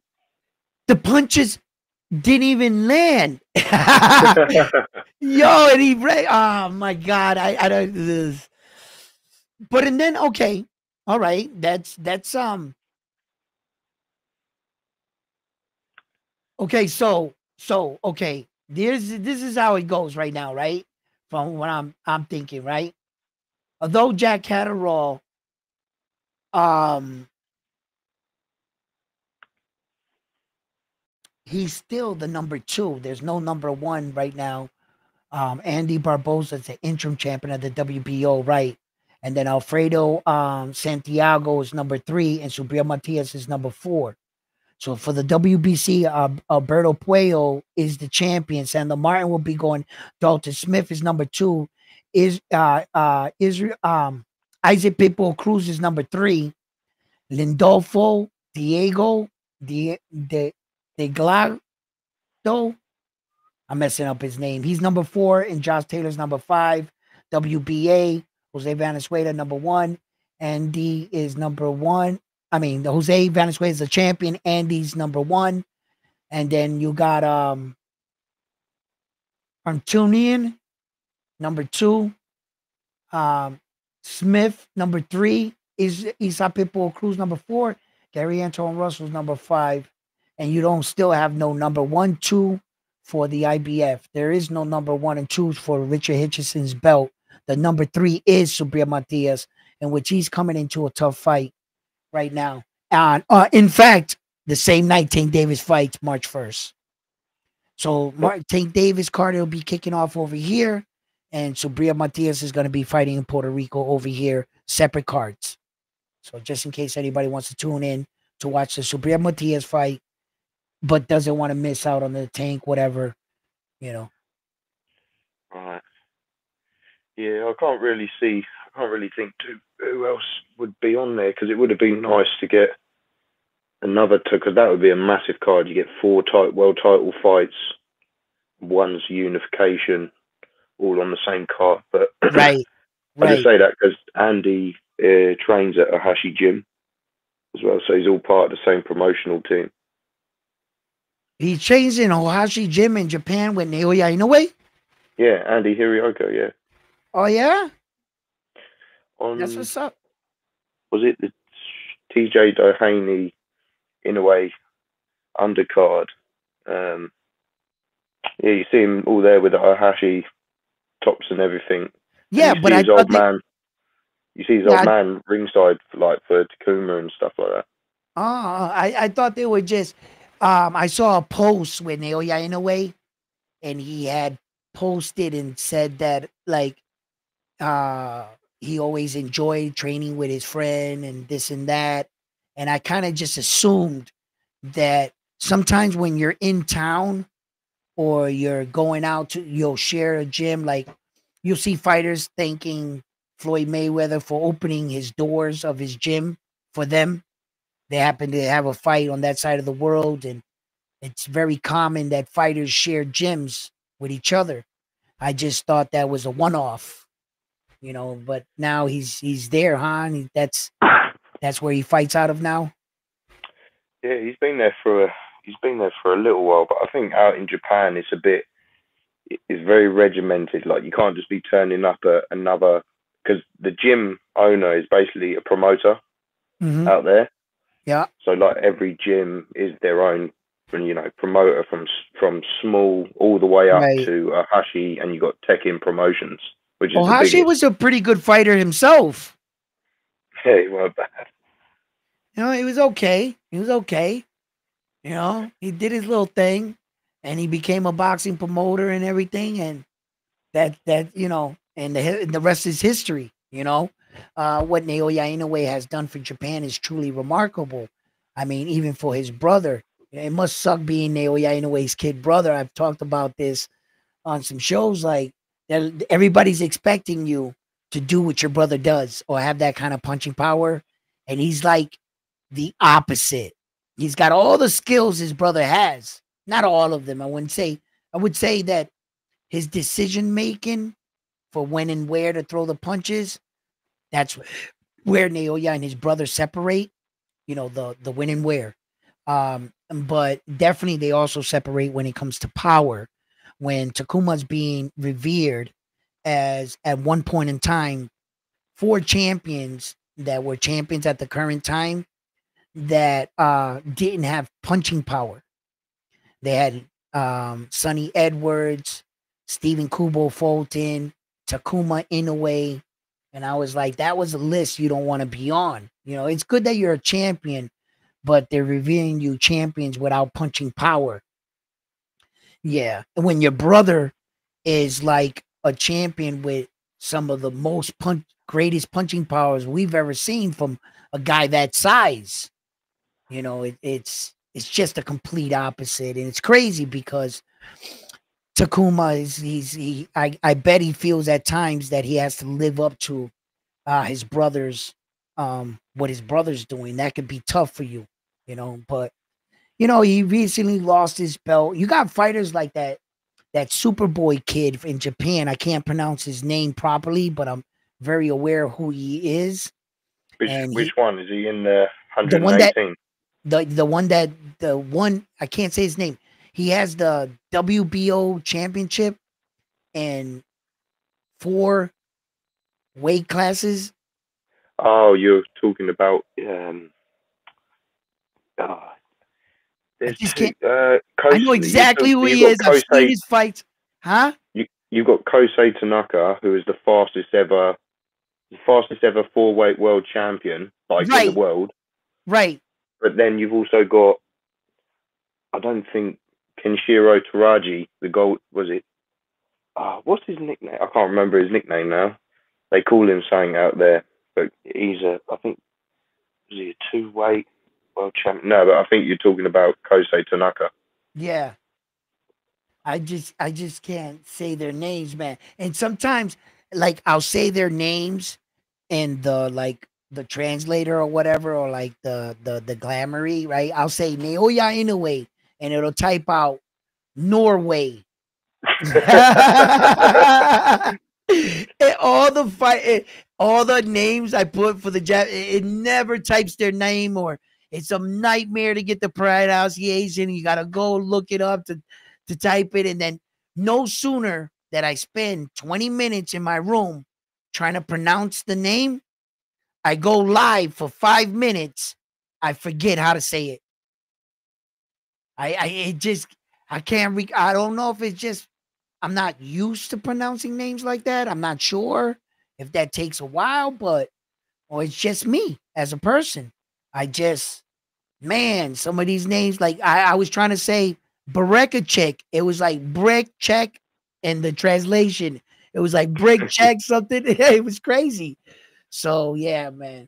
But yeah, that's a pretty good idea what you have for that fight card in Las Vegas. I'm definitely trying to save up, you know, and thank you for all your donations and everybody that's sending the love in the super chat, because that's what I'm trying to save up to. I want to go see that Naoya Inoue fight in Las Vegas. In fact, it's on June 14th, my birthday. That is actually my birthday. Not the next day, not the day of. My birthday is June 14th. So I really want to get out there and experience Naoya Inoue up close in person, because they're like I've experienced a lot of fighters and I've watched several fights and shit, right? But the description that these commentators, they got me intrigued. You know, they keep saying, "Yo, did you hear that punch? It sound like a shotgun blast." And did you hear this? And you hear it? I gotta see it to believe it type shit. Like I already believe in the guy. I can see with my own 2 eyes, but the only thing I haven't done is experience it. So that's something I want to experience because he's around. You know, if you ever get a chance to see some of guys that you consider the best, I would suggest do it. You know, don't be like me. You know, I still regret it to this day. I never got to see Michael Jordan live. And I was alive and I understood his entire era. But me being ignorant, young, and real competitive stopped me from watching Michael Jordan, because I had a couple times to see him. I really did. A couple times I could have went and saw him. But me being a fan of the Lakers, I wasn't a Chicago Bull fan. I was a Magic Johnson and Kareem guy. And I was like, fuck MJ, you know, until you couldn't deny his greatness no more, you know. Right around the time he had the 3P, his father was fatally killed, and he came back to the sport and did another 3. But that time, I never got to see him, so I don't want to pass that up. I met Mr. Tom Brady. You know, I'm from Boston. I've been to the parades. You know, I got my own replica of his accomplishment, Vince Lombardi Trophy. It's a pretty cool thing. In fact, this is Tom Brady's first trophy. This is Super Bowl, the first one he won against the Rams. That's the one I got. If I was going to buy one, it was going to be the beginning. Although that Atlanta trophy is, it's a real strong trophy. That's the one I was going to go with. You always want to go to the where everything started, right? You know? So, but I love boxing. And if I ever got to see one of the elite legends, when it's all said and done, I believe Naoya Inoue is going to be placed among the best to ever laced it up. He's going to be in that kind of conversation, whether you agree with it or not. He's going to be in that room. First, you got to meet the qualifications. We have to look over your resume. What did you accomplish in order to get into the conversation? Once you're there, they're going to tally up everything you did. Then you enter another room where that they start to talk about you like the best who ever done it.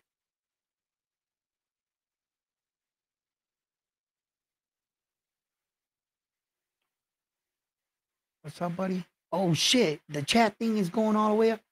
Yeah, let me check that out. I still can't move this damn thing. I'm going to click it.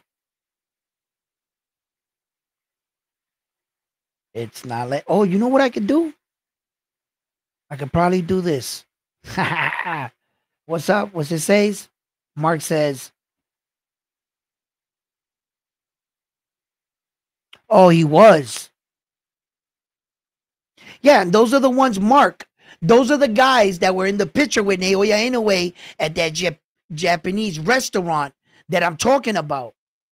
They were in the restaurant with Naoya Inoue. He posted on his X account, Naoya, you know, thank you. And he was giving them thanks and stuff. So I thought it was something like that. I never really knew that.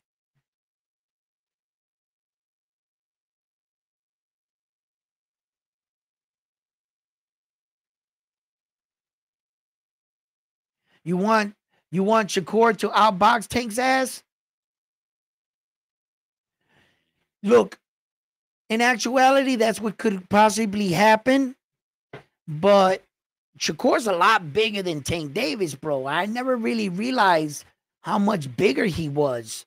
And in fact, he is real big. And I think that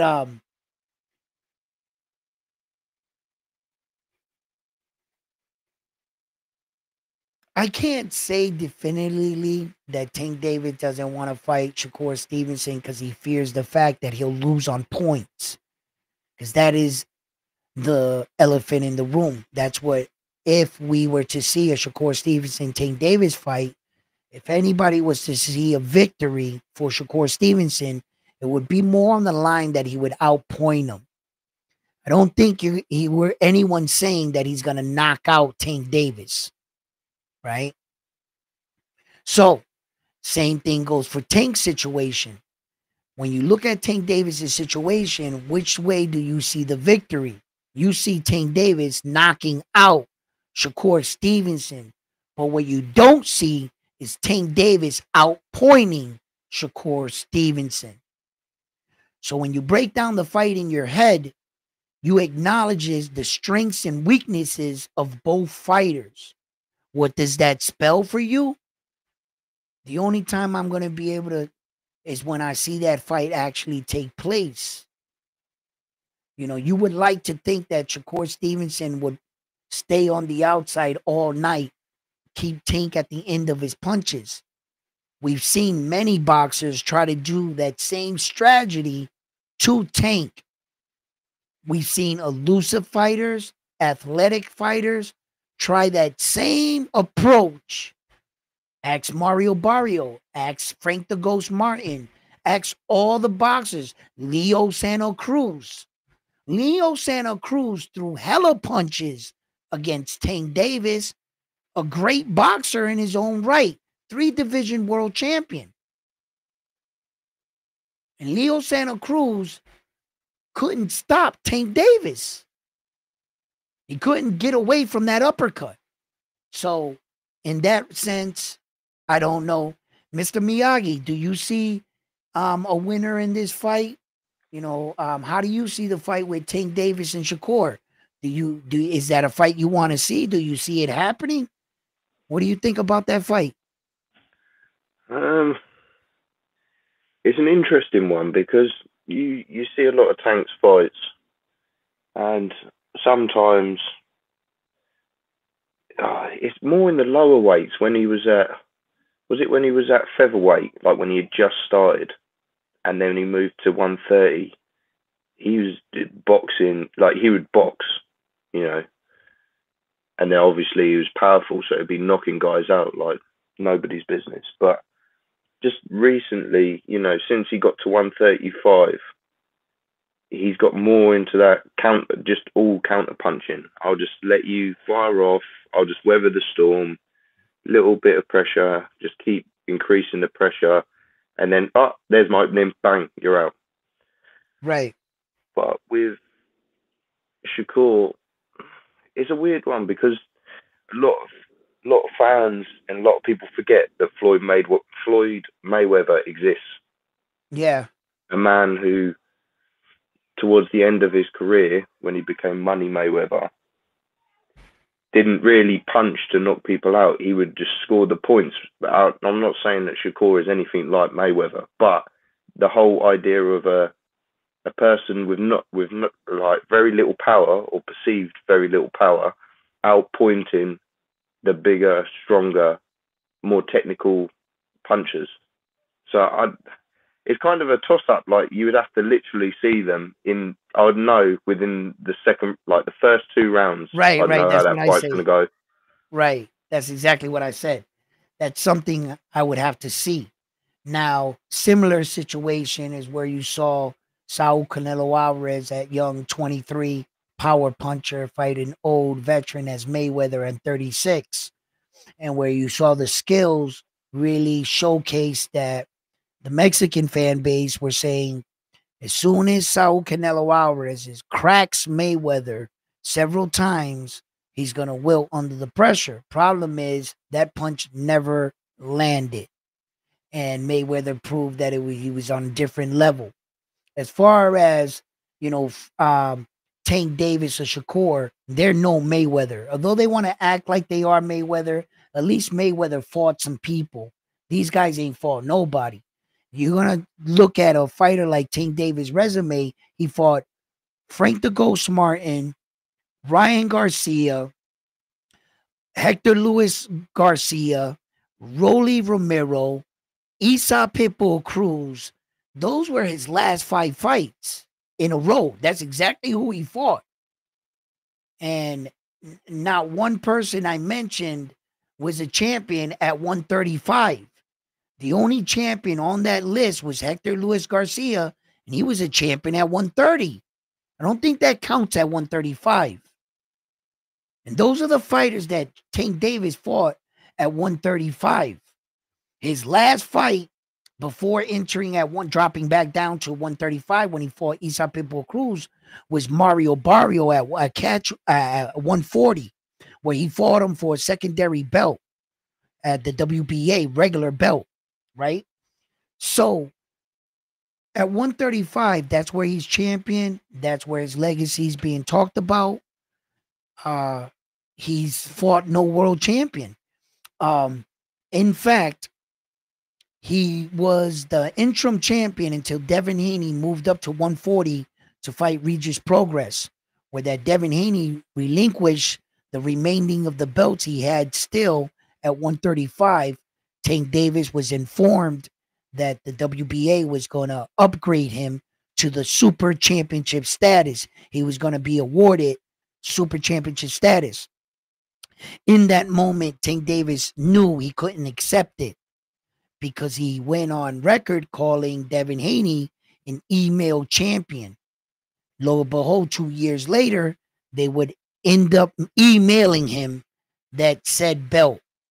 So what he chose to do was fight Frank the Ghost Martin And on that night, once he beat Frank the Ghost Martin, he was awarded the belt, and he felt like ceremoniously he fought a fighter for the belt. Here's a problem with that. Although they dressed it up like that, they had Tank Davis out there in his high heels with his skirt, makeup on, looking real pretty, right? The truth is, Frank the Ghost Martin never fought for a world title in his life. Never competed for one, never owned one. Wasn't a former world champion or a current. Meaning, you're not worthy. Who you are as a fighter doesn't solidify my claim as a champion. Because the whole thing behind a champion and winning one of these belts is the name that goes behind it. Meaning, what champion did you beat for the belt? What was his name? Tank Davis can honestly say, I fought Fax Machine 125 Microsoft 2025 version. Because that's the fax machine that sent it to you. That's who you fought.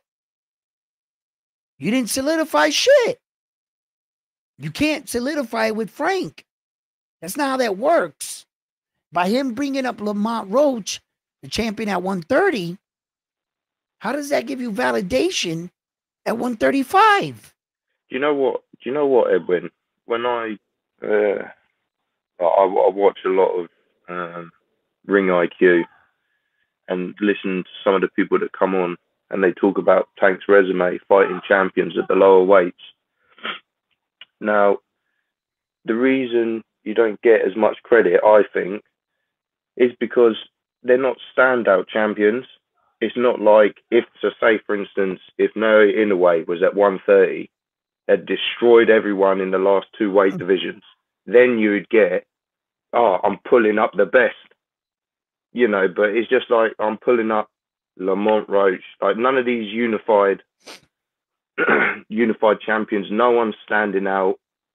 You know, Lamont Roach, he doesn't look dangerous. Yeah, he's a good boxer, but you know, his own fan. The problem is Tank's own fans shit on his opponents, and so when he beats him, why the fuck should we care? Like, look, check this out. Watch this here. You know, talk is cheap, right? So what do we do here? We can put stuff on the screen because we can share shit, right? Okay. Here's the problem here, right? Check this out. I want you to look at this. This is Mr. Tank Davis right here, right? Okay. Tank Davis has a record of 30 fights, 28 big weights by knockout. He has 138. He has a 93% knockout ratio. He's 5'5", 67 arm reach, and he's 30 years old. Okay. If you were to compare fighters like Tank Davis and you're trying to say that this man right here is the face of boxing and he's one of the best boxers we have to date at 135 pounds. Okay. Well, then I say prove it. This is how you prove it. Men lie, women lie, numbers don't. Right? 2 + 2 adds up to 4. That's how we do it. Now, his next fight is right here, Lamont Roach right here. Frank the Ghost Martin was his last fight. Ryan Garcia, not a champion. Hector Luis Garcia, not a champion at 135. Rolly, not a champion. Isa Pitbull Crew, not a champion. Mario Barrio is not a champion at 135, and neither was he one at 140. None of these fights, and I mean not one of them, except what we deem worthy, was an already ran through, like at the end, going on the end of his career, Jose Pedraza. That Jose Pedraza fight was at 130 pounds. You won 2 belts at 130 pounds. So, for example, why I bring all of this up? Okay, your last 5 fighters, Frank the Ghost Martin. Right now, currently, you see that little globe up there? It means you are number 13 in the world somewhere. You see the flag right here? That means America. That means in this division, there are 2,479 registered fighters in the 135-pound weight division. Out of 2,479, 282 of them are American registered fighters. Under the American flag, he is number 7. That doesn't mean he's number 7 in the world. In the world, he's number 13. See how that reads? Okay. Now, we go back and we look and break down all of his. Oh, my man is suspended. So he's just straight up suspended. So you got a guy that is doping. You fight guys that dope. I don't really even want to click on these buttons because this is going to get worse. Well, I don't even got homeboy ranked in the world as a Dominican fighter. Okay. The reason why I did all of that is to prove this point to you right here. Watch this. This is my point. Wait. Why isn't it typing? Oh.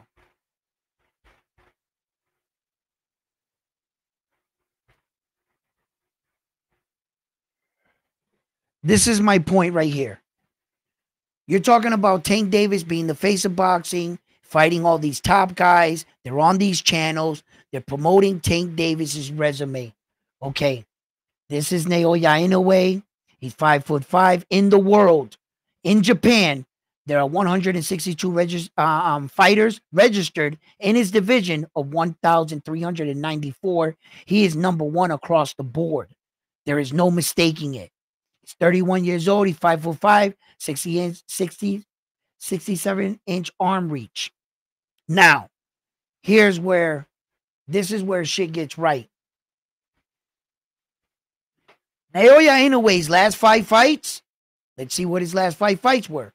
1, 2, 3, 4, 5.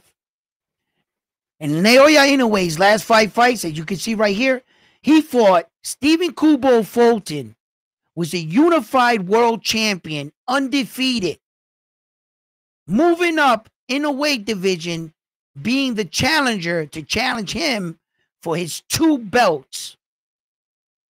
He fought a unified world champion. In his next fight, he fought Marlon Tapales, which he had the remaining of the 2 belts, another unified world champion. In his next fight, he fights Luis Pantera Nari, the number 1 WBC contender. Then he fights, which he had to, TJ Doheny, because Sam Goodman wanted to fight a tune-up fight, so enters TJ Doheny, which, yes, in fact, the WBA had him down at a number 2 ranking, right? And then since Sam Goodman pulls out on, 10 days notice, they gave us this guy. Same situation for Shakur Stevenson. This is not his fault. That's not Shakur Stevenson's fault. He had to fight Josh Padley on 2-3 days notice. It's not Naoya Inoue's fault. He had to fight Yi Jun Kim on 10 days notice. So, for instance, Tank Davis can be the face of boxing. He can be the face of boxing on fighting guys that have no championship experience, have never competed for world championships, and he can get the credit for being the face of boxing. Naoya Inoue only fights undisputed world champions, number 1 ranked opponents, and he's what? Compared to who? Who the fuck is Tank Davis fighting? What undisputed champions did he fight? How about 2 in a row? How about unifying all 4 belts in 6 months? How about unifying 8 belts in a calendar year? In 1 year? Naoya Inoue, look, this is no bullshit, guys. Check it out. It's right here. The beauty of all this, the paperwork doesn't lie. Listen, Right here is the date. That's Paul Butler's name. Let me take this down for you can see it better here. Let me wait. Let me take that part down so you can see it clearly. That's Paul Butler right there. On this day, it says 2022, December 13th. He finally beat Paul Butler for the remaining belt he needed, the WBO, to unify all 4 belts. Look at the date. On this day, he had all 4 belts. The clock starts ticking.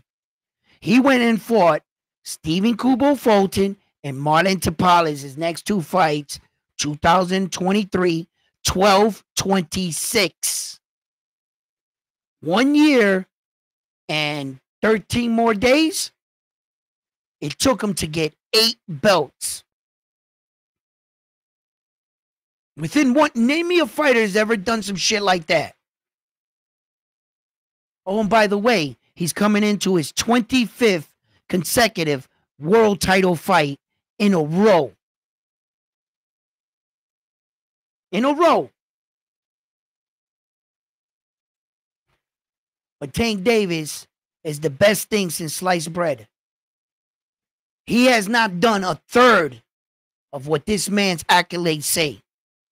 And although people are not familiar with Naoya Inoue, when it's all said and done, he's going to rip a lot of pages out of them books, man, them record books.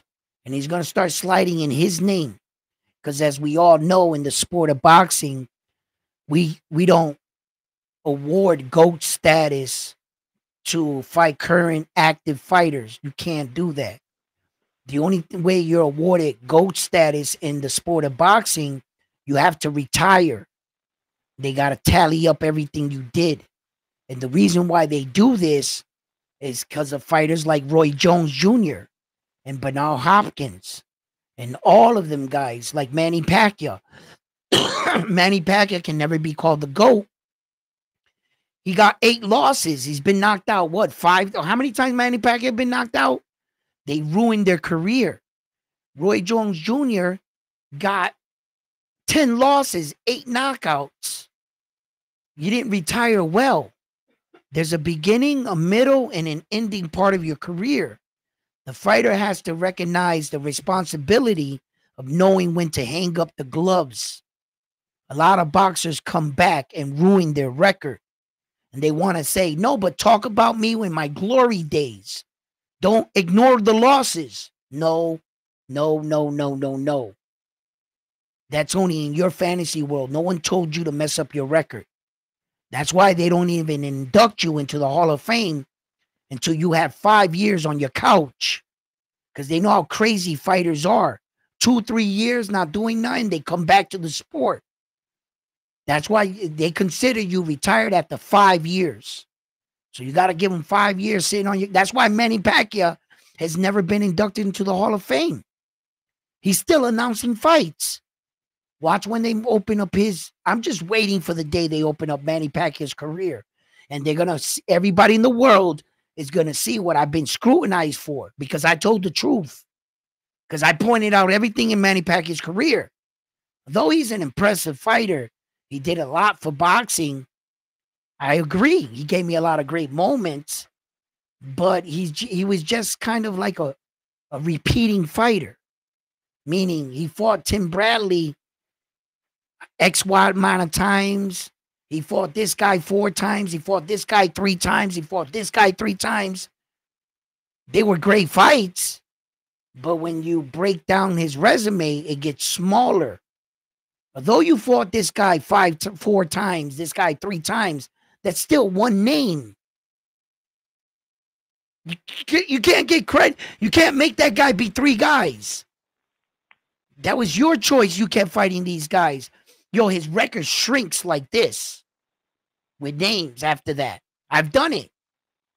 And then you start to go down that 8 division claim and you realize some of those belts were secondary belts and ringside magazines and Lineal, and you're like, wait a minute, you can't count this. And then shit really starts to reveal itself. And you're like, oh shit, what happens when he goes to the Hall of Fame? Why you think he won't retire? You He, know what, Edwin? yeah, what's up, I, buddy? I just, I just feel like, you know, Tank's been sitting at 135. Well, since the Ryan fight, he had he had one other fight in 2 years. I just feel like he should just go back down to 130. All the I champions wish. down there, and mate, he would clear the 130 out.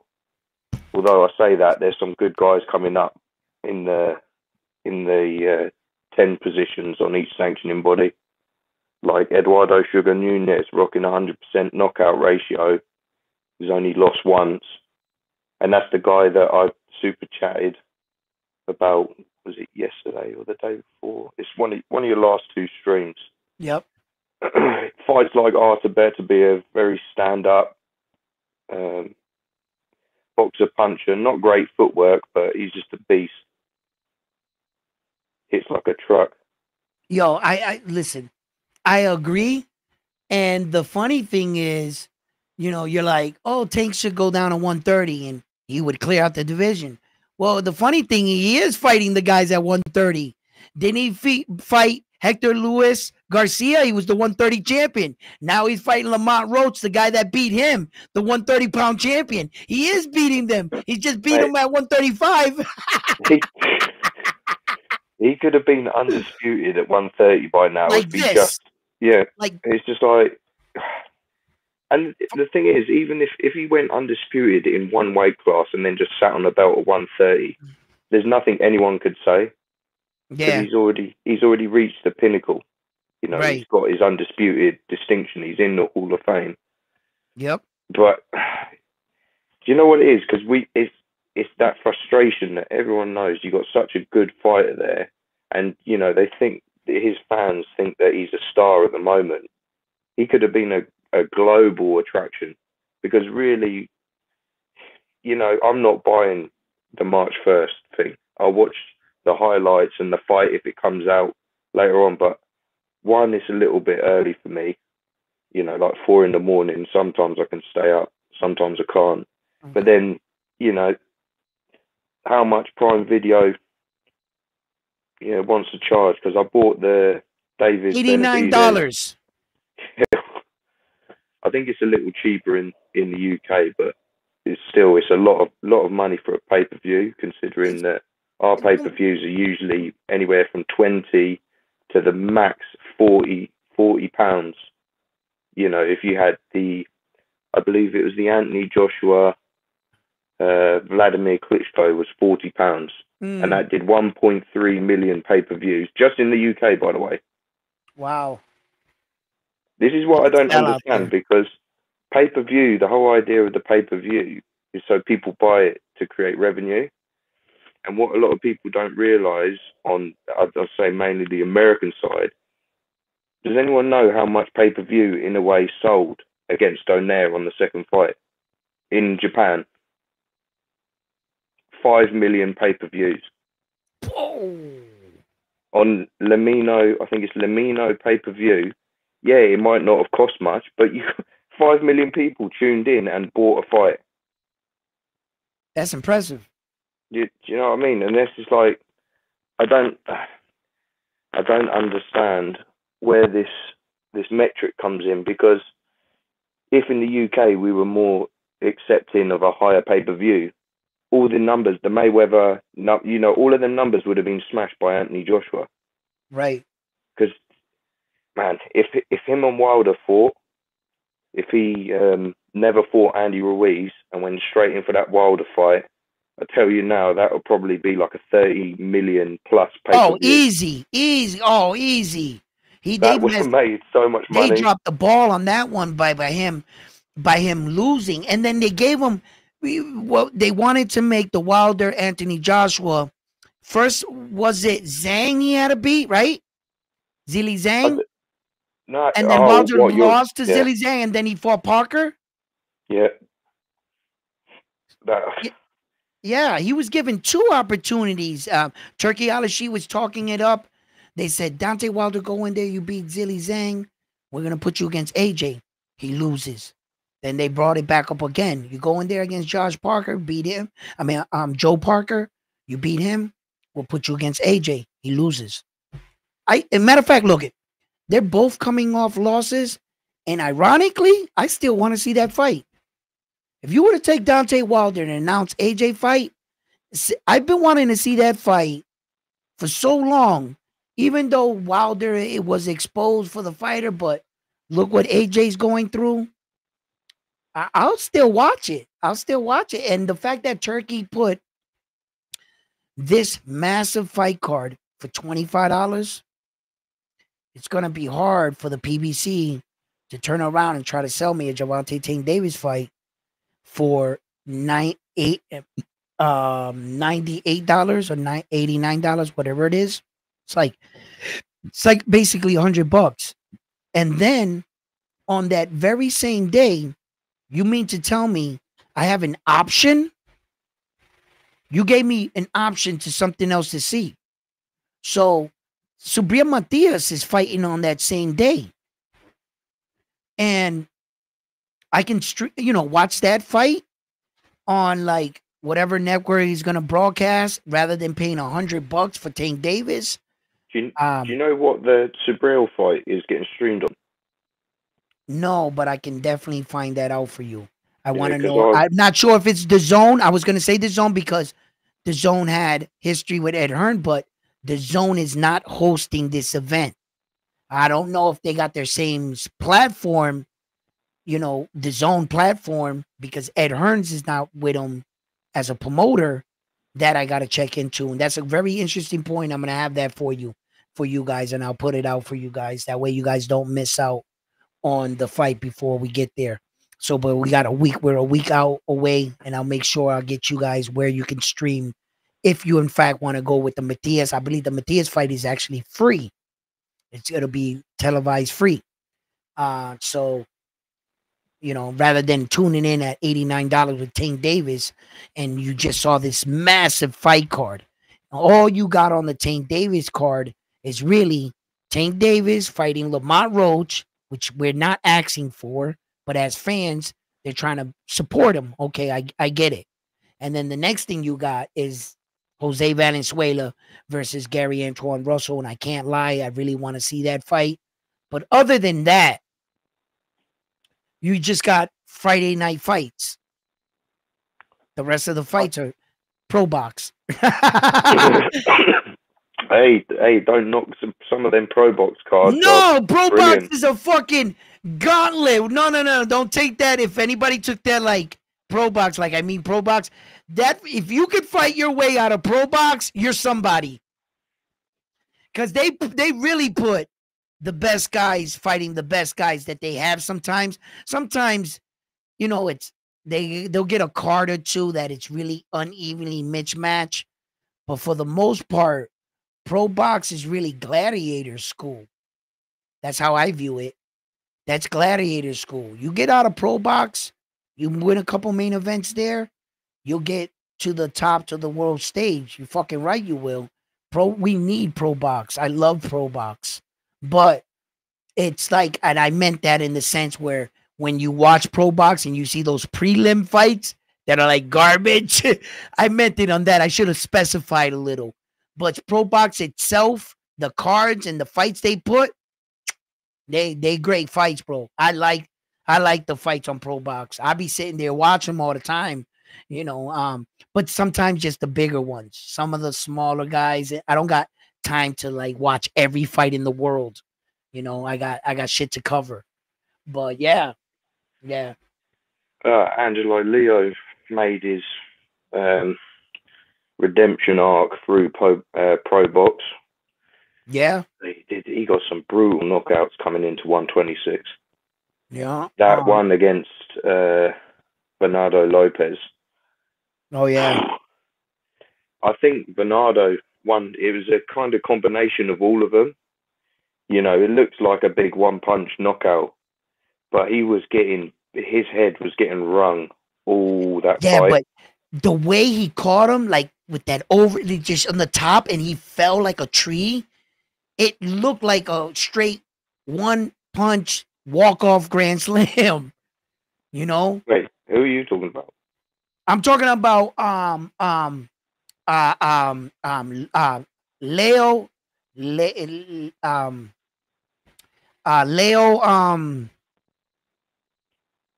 what the Are hell you is his name? Leo Angelo that he Leo Angelo versus? Leo when he knocked out Lopez um for the 100 and 26-pound title of the world. When Leo came over the top and hit Luis Alberto Lopez and knocked him out with one punch, that looked like a straight walk off hit because it wasn't like a accumulation of punches. But if you watch the fight, it's kind of like what you're describing. He was getting hit with that same because I thought it was a left hook, but whichever punch it was, he was getting hit because uh, Lopez's defense is non-existent, but that's what makes him dangerous because he would just take a shot, and next thing you know, he's just swung a hammer from down on the floor and cracked you in the chin. Right. His That style, yeah, his style is hard to read because he keeps his hands real low. Keeps his he's real. hands at the wayside. He's real nonchalant with how he throws the punches. Yeah. Just like he'll walk up to you and then he'll just fire a hook Mm-hmm. just from nothing, as if you're throwing your mate your wallet or something. Right. It's real deceptive. I think fighters like Flores took a really bad beating from him. He just couldn't figure out how he was getting hit. You know, Lopez was just tagging him and shit. That's why they say styles make fights. A lot of these guys got unique styles, and sometimes, in some cases, like I said, the only way I'm going to be able to determine that is when I see them in the ring together. I'm not going to be able to figure that out. Uh, I still can't move this goddamn thing. It's directly frozen right there on my thing, but I'm gonna pull you guys up over here because I see you guys typing away, and I want to stay up with you guys. Tank holding the 135 hostage. Ha ha ha. Looking, causing love to no haters. Tank is a hell of a fighter, but he needs to change himself. Challenge himself. That's what true champions do. I respect that.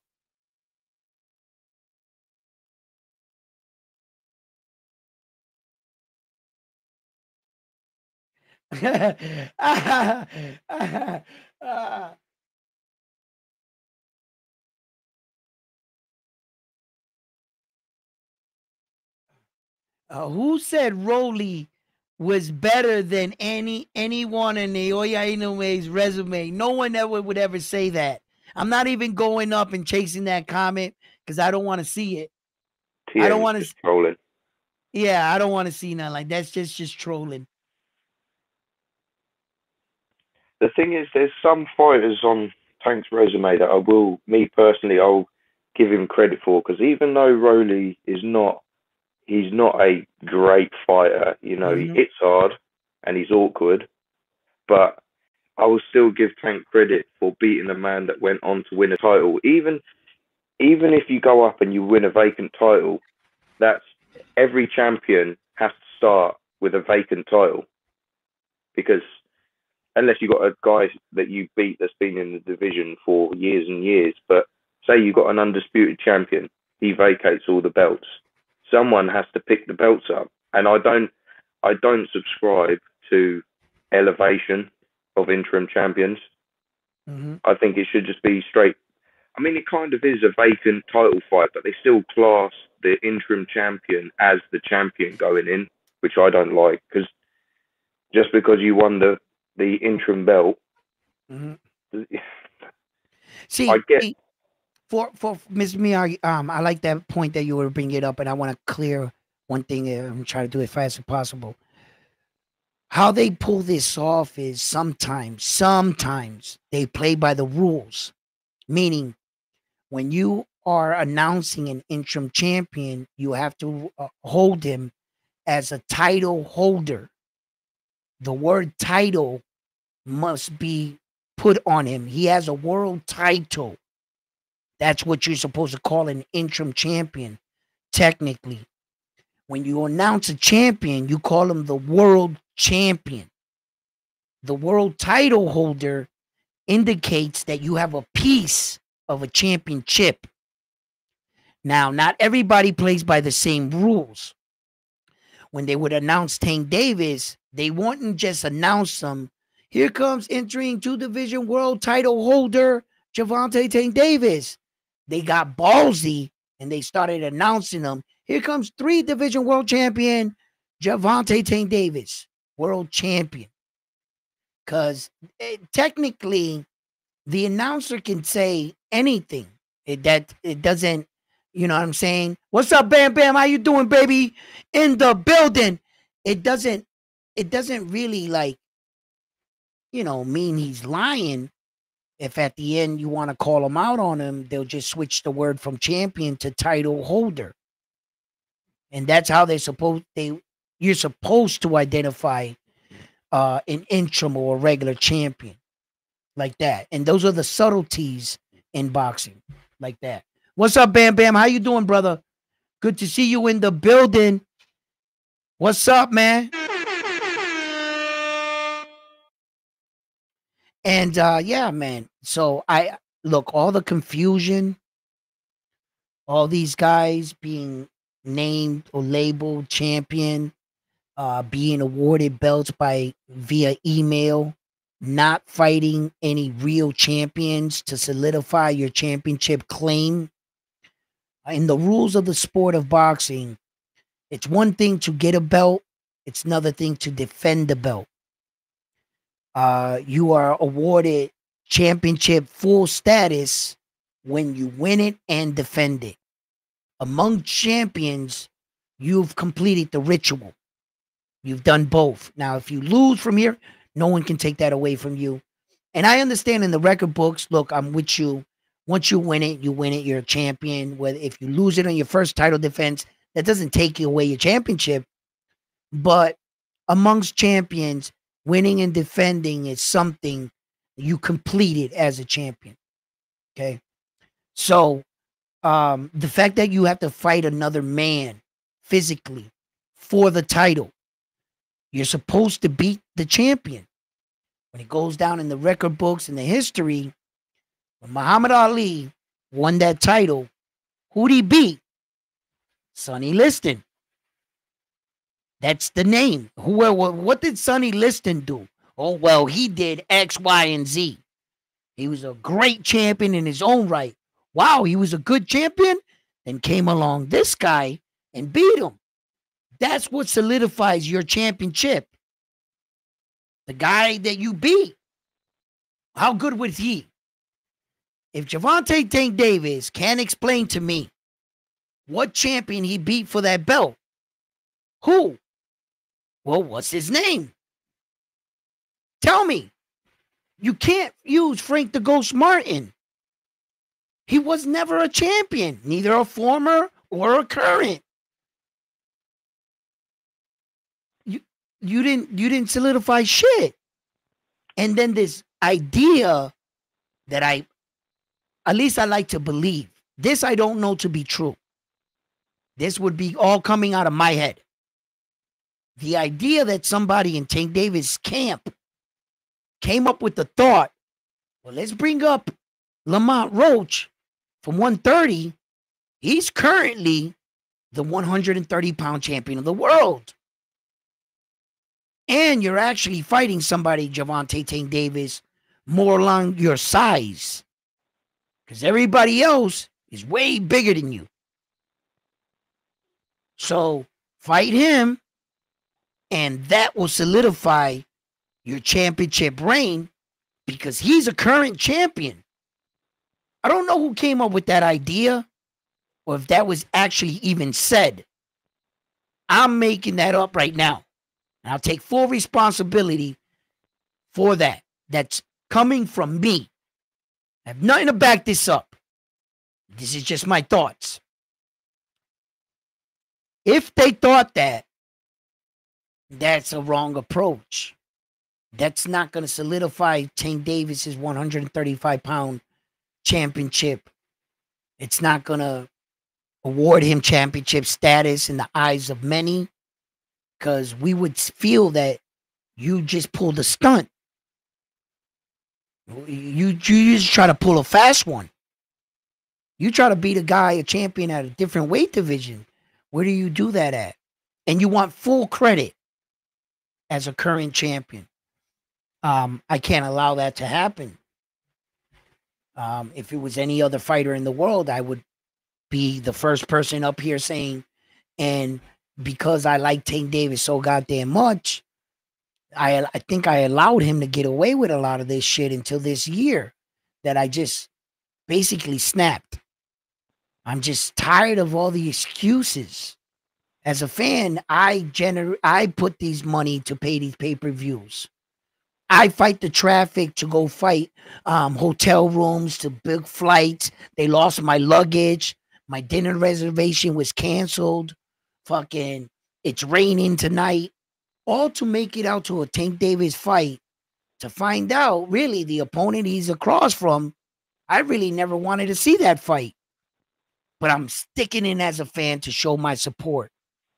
Fucking 10 years later, man, we're still here. Tank, you didn't fight no one, none of the four horsemen. Nobody? You mean to tell me Ryan Garcia is doing better shit than you? Ryan Garcia at least called you out. You didn't call Ryan Garcia out. And Ryan Garcia fought Devin Haney. That's more than you can say. So many wasted opportunities with Tank. Because I remember when I watched the Devin Haney versus Lomachenko fight, and I remember Shakur jumped in the ring, and that's when Devin Haney was like, he was saying, "I'm number one," and I was just thinking, it's just quite like, I don't get. And I understand the economics of it. You know, everyone, all the promotion companies want a certain money percentage and stuff like that, but it's just a waste, because that's how you let your sport die. And this is why I feel like, especially in America, the way the professionals, especially at the lower levels, is not run as a sport. This is why you see fighters coming out of Eastern Europe and, you know, Asia with something like 10 fights and they're world champions, because of their how they go through the amateurs and pros. In the professional leagues, they have area championships. Then they got, I think in Japan, they got regional championships. And something like every 2 years, they have to fight the number one guy in their area. And it's a big tournament. So the guy that comes out unscathed, like Naoya Inoue, like Junto Nakatani, like Yoshiki Takai, like all the champions at 118 pounds, all came through that system. You know that these fighters have all been tested, and even when you see ones that have lost, there's a reason, because you look at the guy that they fought, that guy has beaten everyone else, and they were mandated to fight. So that's why you get such, yeah, I think you get such exciting fights, especially, I'm a little biased because Inoue he's one of my favourite fighters. Same thing with Junta. I really follow the 118 pound division and the 122 with like eagle eyes. Mm-hmm. And it's just always intriguing to me, because in the UK we have something similar, but it's not as refined as Japan. Like, if all boxing in the world was run to the way that Japan has run for your prospects, you would have a lot of prospects with losses, but actually they would come out with less fights. They might have a loss or two, but they would be polished because they fought all of the young guys coming up. And this is also why there was some talk about Kamel Moulton fighting Abdullah Mason, and people were saying, "Oh, it's too soon. It's too soon. You know, you don't want one of them to lose." And I'm thinking, why not? Because the thing is, if they fight now, Kamel can get a better ranking over Abdullah if he beats him. But then two, one, it's experience, win, lose or draw.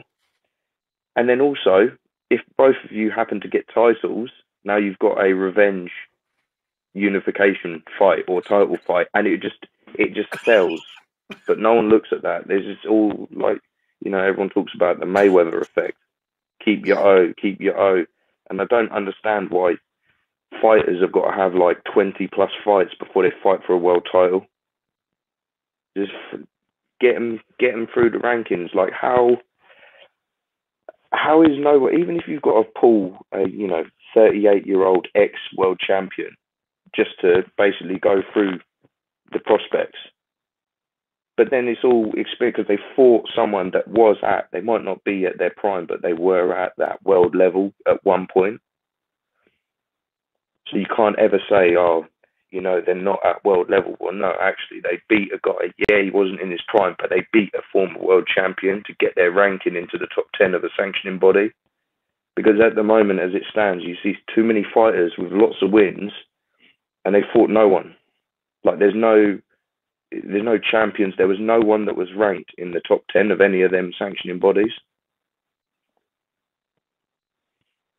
This is what I don't get, because you see a lot of names in the 135, and I'm thinking, right, why are a lot of the people below the champions are not mixing it up from other organizations, right.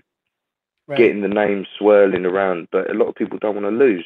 And Zepeda sitting at number one for all four for God knows how long. It's just ridiculous. Yeah. And I just want to point out what Mr. Miyagi is saying here. It's very important, and it just went over our heads Saturday night. The difference between American fighters and the United Kingdom and Brit fighters and a lot of Asian fighters from that side of the world, those fighters are not trying to protect the O. When Josh Padley got that phone call against Shakur Stevenson, he was undefeated. He was quickly on the plane, ready to challenge himself, ready to daring to be great. In the sport, he got a phone call for the very thing we're competing for, these belts. He did not shy away. Not like an American fighter. He wants to ask you if you're selling tickets, if you got a big promotional company. Maybe this fight is too early for me now. It's a risky fight. Josh Padley didn't think about any of that shit. He talking about opportunity and changing his stars. They have a different mindset over there. They're not swayed by the Mayweather era or the Mayweather protect your old thing. No, these guys are fighting to be the best, or the best at least that they can be. And when opportunity comes a knocking, they're answering. Not American guys. Nah. The coaches say, nah, live to fight another day. 3 days notice. You're going to go in there and you're going to lose, kid. You're going to lose your undefeated record. Right? And it seems like they don't really have, or they're not teaching anyway, that real warrior spirit.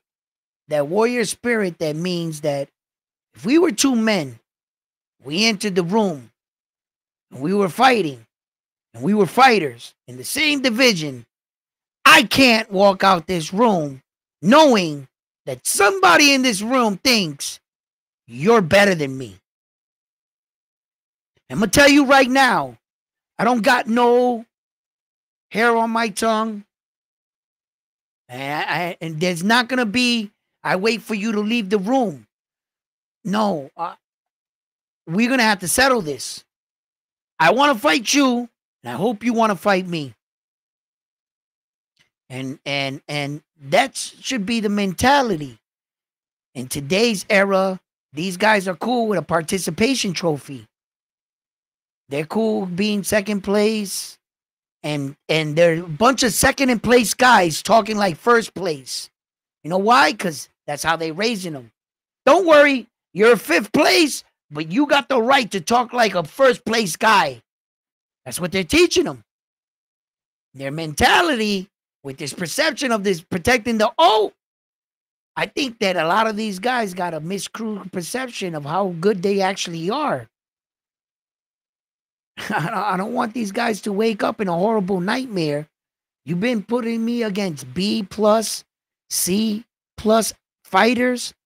You've been lying to me this entire time. Till that day they find a promotional company, cashes in on your ass.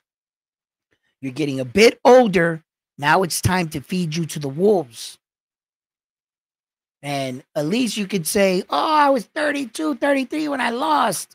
No, you would have lost to that guy the entire time had you fought him earlier too. And I think that what Mr. Miyagi said about these guys being different in the approach to boxing, their approach to boxing is a more honorable way. Let's shut your mouth.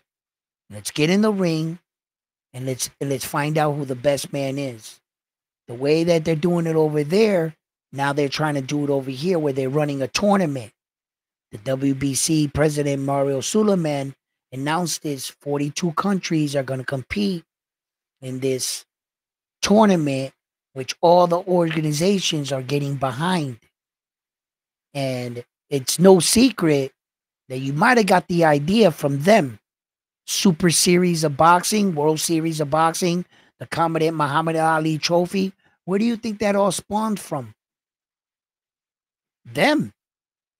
And when the Asians and all of them and the Philippines put these tournaments together, whoever comes out of that, guess what he is? Battle tested. Battle ready to go on fight for world titles. You're molding real champions. Not these guys that are going to sit in the locker room in front of a mic. Yeah, I want the fight. When it's time to sign, I don't want the fight. I can't take that fight. It's too risky. Too much on the line. Give me. Yeah. Give me fights. I've got another point as well. Going to the tournaments, like the Boxing World Super Series. Watching the last Crescendo fight card, I remember people giving predictions, and so many American fans, boxing fans and pundits, just wrote, or like they just looked at Callum Smith and said, "Oh, he's not that good." Like, this man won the Boxing Super Series. Was it at 168? I don't remember. He unified. I'm not sure if it was 168.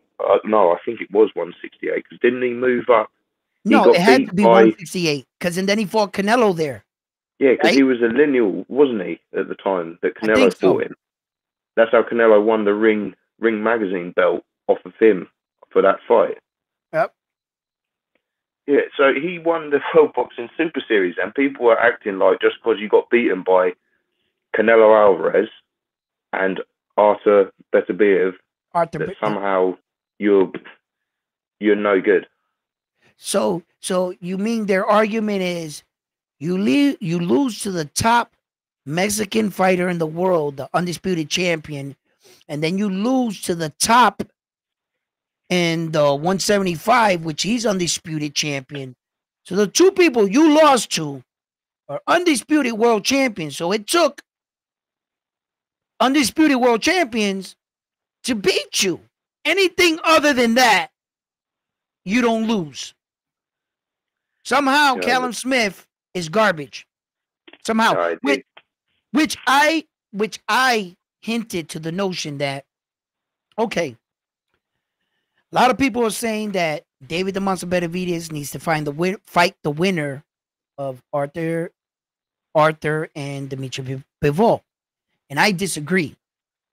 I don't think David the Monster Benavidez has earned the right to fight the winner out of that fight. He fought 2 times in the division. One of the guys wasn't really ranked in the division, and David Morrell.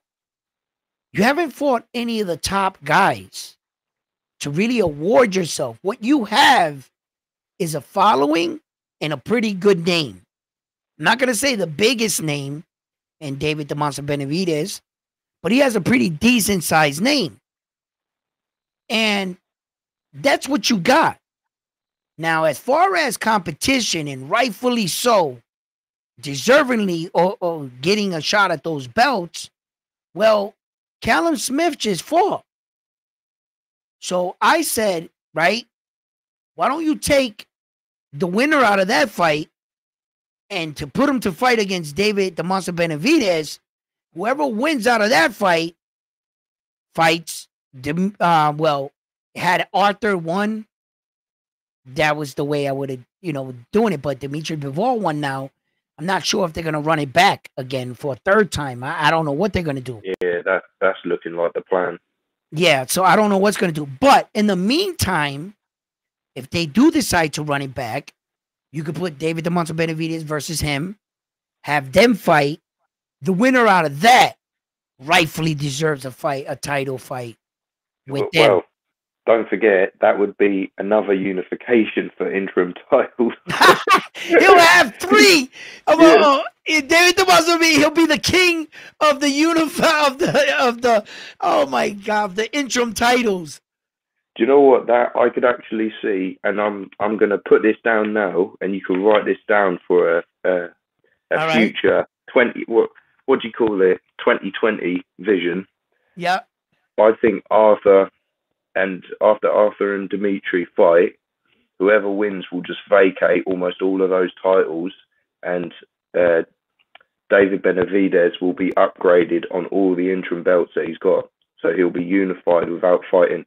I'm telling you now, because why are the sanctioning bodies allowing unification of interims? Because I thought that was a no-no. Either you're fighting for my championship belt or you're not. Right. Like we're not going to let you hold two, so you can choose. Yeah, I'll get the WBA in that, because that's some bullshit. How can you become unified email? I could see it now. I'll put that down now. If they vacate, they will upgrade David Benavidez. Now check this out. If you don't think you should do that, right? How in the world are you supposed to defend the interim world championship? How does Gervonta Davis have 6 title defenses on that belt? Oh. You're not supposed to defend the interim championship. You're supposed to win it because of whatever reason the champion could not perform, or he had another fight scheduled, whatever. They gave you an interim belt to that way your career is not hold up. Your very next fight is supposed to be fighting the champion. How do you go on a massive title defense like you're putting up the interim belt like a real belt? That's absurd to me. And it happens every day. It happens every day. I do give Tank a little leeway in his career, because you look at the interviews when they were talking about Lomachenko, and Floyd Mayweather's standing there saying, "Oh, Tank don't need him. Like, a couple more years, we'll let that go." And Tank's looking at him like we're gonna, I want to fight. I want him. He's got that look in his eye, and I can't. When people turn around and say Tank never wanted this, I think there's nothing. No. It was all Floyd and his promotional team that kept him away, and now it's too late. Yep, I think that's 100%. You know me on my channel. You've been around. That's what I've been saying for a very long time. I think that Tank got himself into a situation where they saw it more opportunity to make money off of Tank. History has shown you that when the people or the powers that be are promoting a fighter, and you allow the fighter to call the situation or the fighter can lose. The fighter sometimes thinks too much of themselves. That's why we have matchmakers, managers, and things like that. And then nowadays, they've learned from their past mistakes, letting Ali or whatever fighter they chose to go and take that big fight, and they end up falling short. So now they don't take no chances with Tank Davis. Now what you're watching I'm truly scratching my head. I can't understand how a man so skilled, so talented, so powerful is not fighting these other guys that I believe he would either beat or fare very well against. We would have to see. What is the problem? Where does the excuse? What? I mean, because when I look at Tank Davis, there's nothing that tells me he's scared of any of these guys. So I'm scratching my head and I'm just saying to myself, there has to be something bigger behind the scenes going on here because I don't know why he didn't fight Loma. I don't know why he made that statement against George Camboza. He had an opportunity to fight George Camboza out there in Australia because it was the fight initially was supposed to go to Loma. Loma opted out because he went to his family to protect his family during the war. So he went back home. Then on the low, the fight was hinted around to Tank Davis.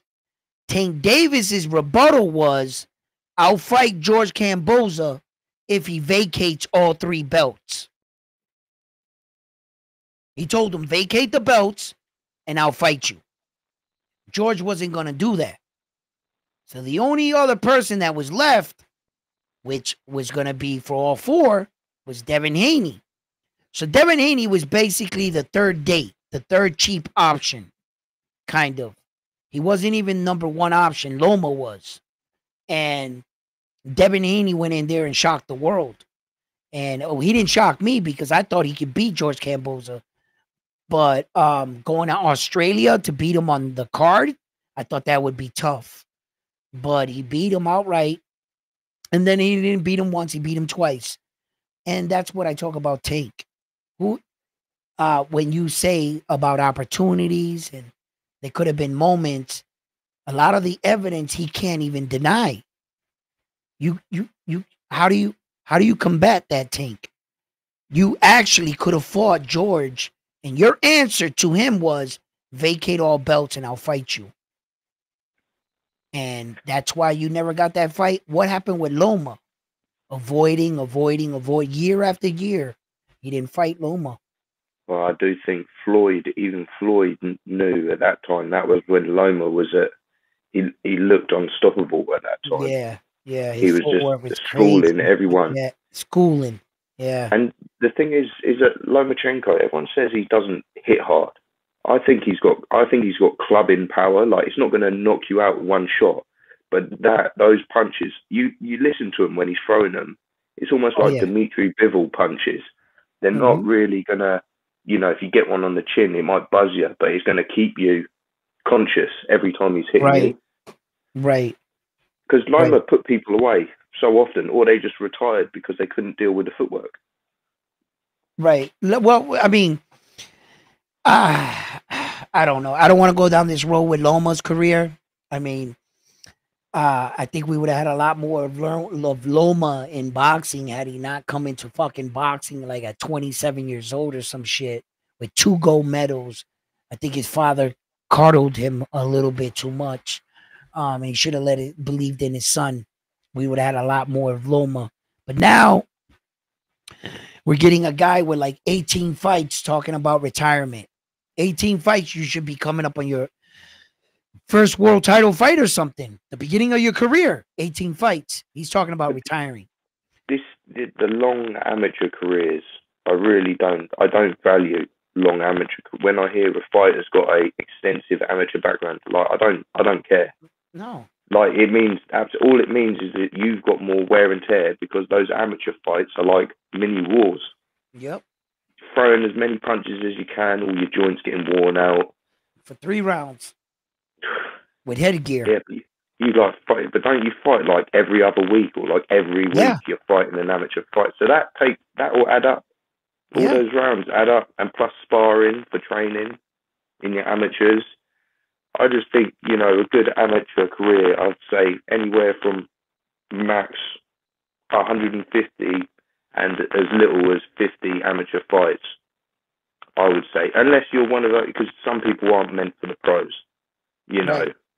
But when I see someone come in and they've got something like when Loma came in and they were selling him with like 300 and something and only like 1 or 2 losses in the amateurs, and he comes in and he looked terrific. But the thing is, now you look at it, now he's got back problems, you know, shoulder injury against Teofimo. This is all result of 300 plus amateur fights. Yes, it going to is. war for 3 rounds that's probably like twice a week or something crazy like that. Yeah, and then all that wear and tear does come from them amateur ass fights and shit, and I know that I didn't need 2 gold medals to solidify to go to freaking the pros, you know. I just think that we would have had a lot more of Loma, but now, you know, it is what it is right now. And look, when we talk about these big fights and what if and what could and what have you, the entire conversation that we're having is right here is holding these fighters accountable, making sure that these fighters are not just walking around talking the tough talk, but really slithering out in opportunities. I understand the time and the place, the where and the when are not the same for every fighter, meaning I might be further along in my career and ready to take that leap where that you're not. One of the gentlemen that showed that on the other night and Saturday was Virgil Ortiz Jr. At once upon a time, his camp did not feel he was ready for said Terrence Crawford.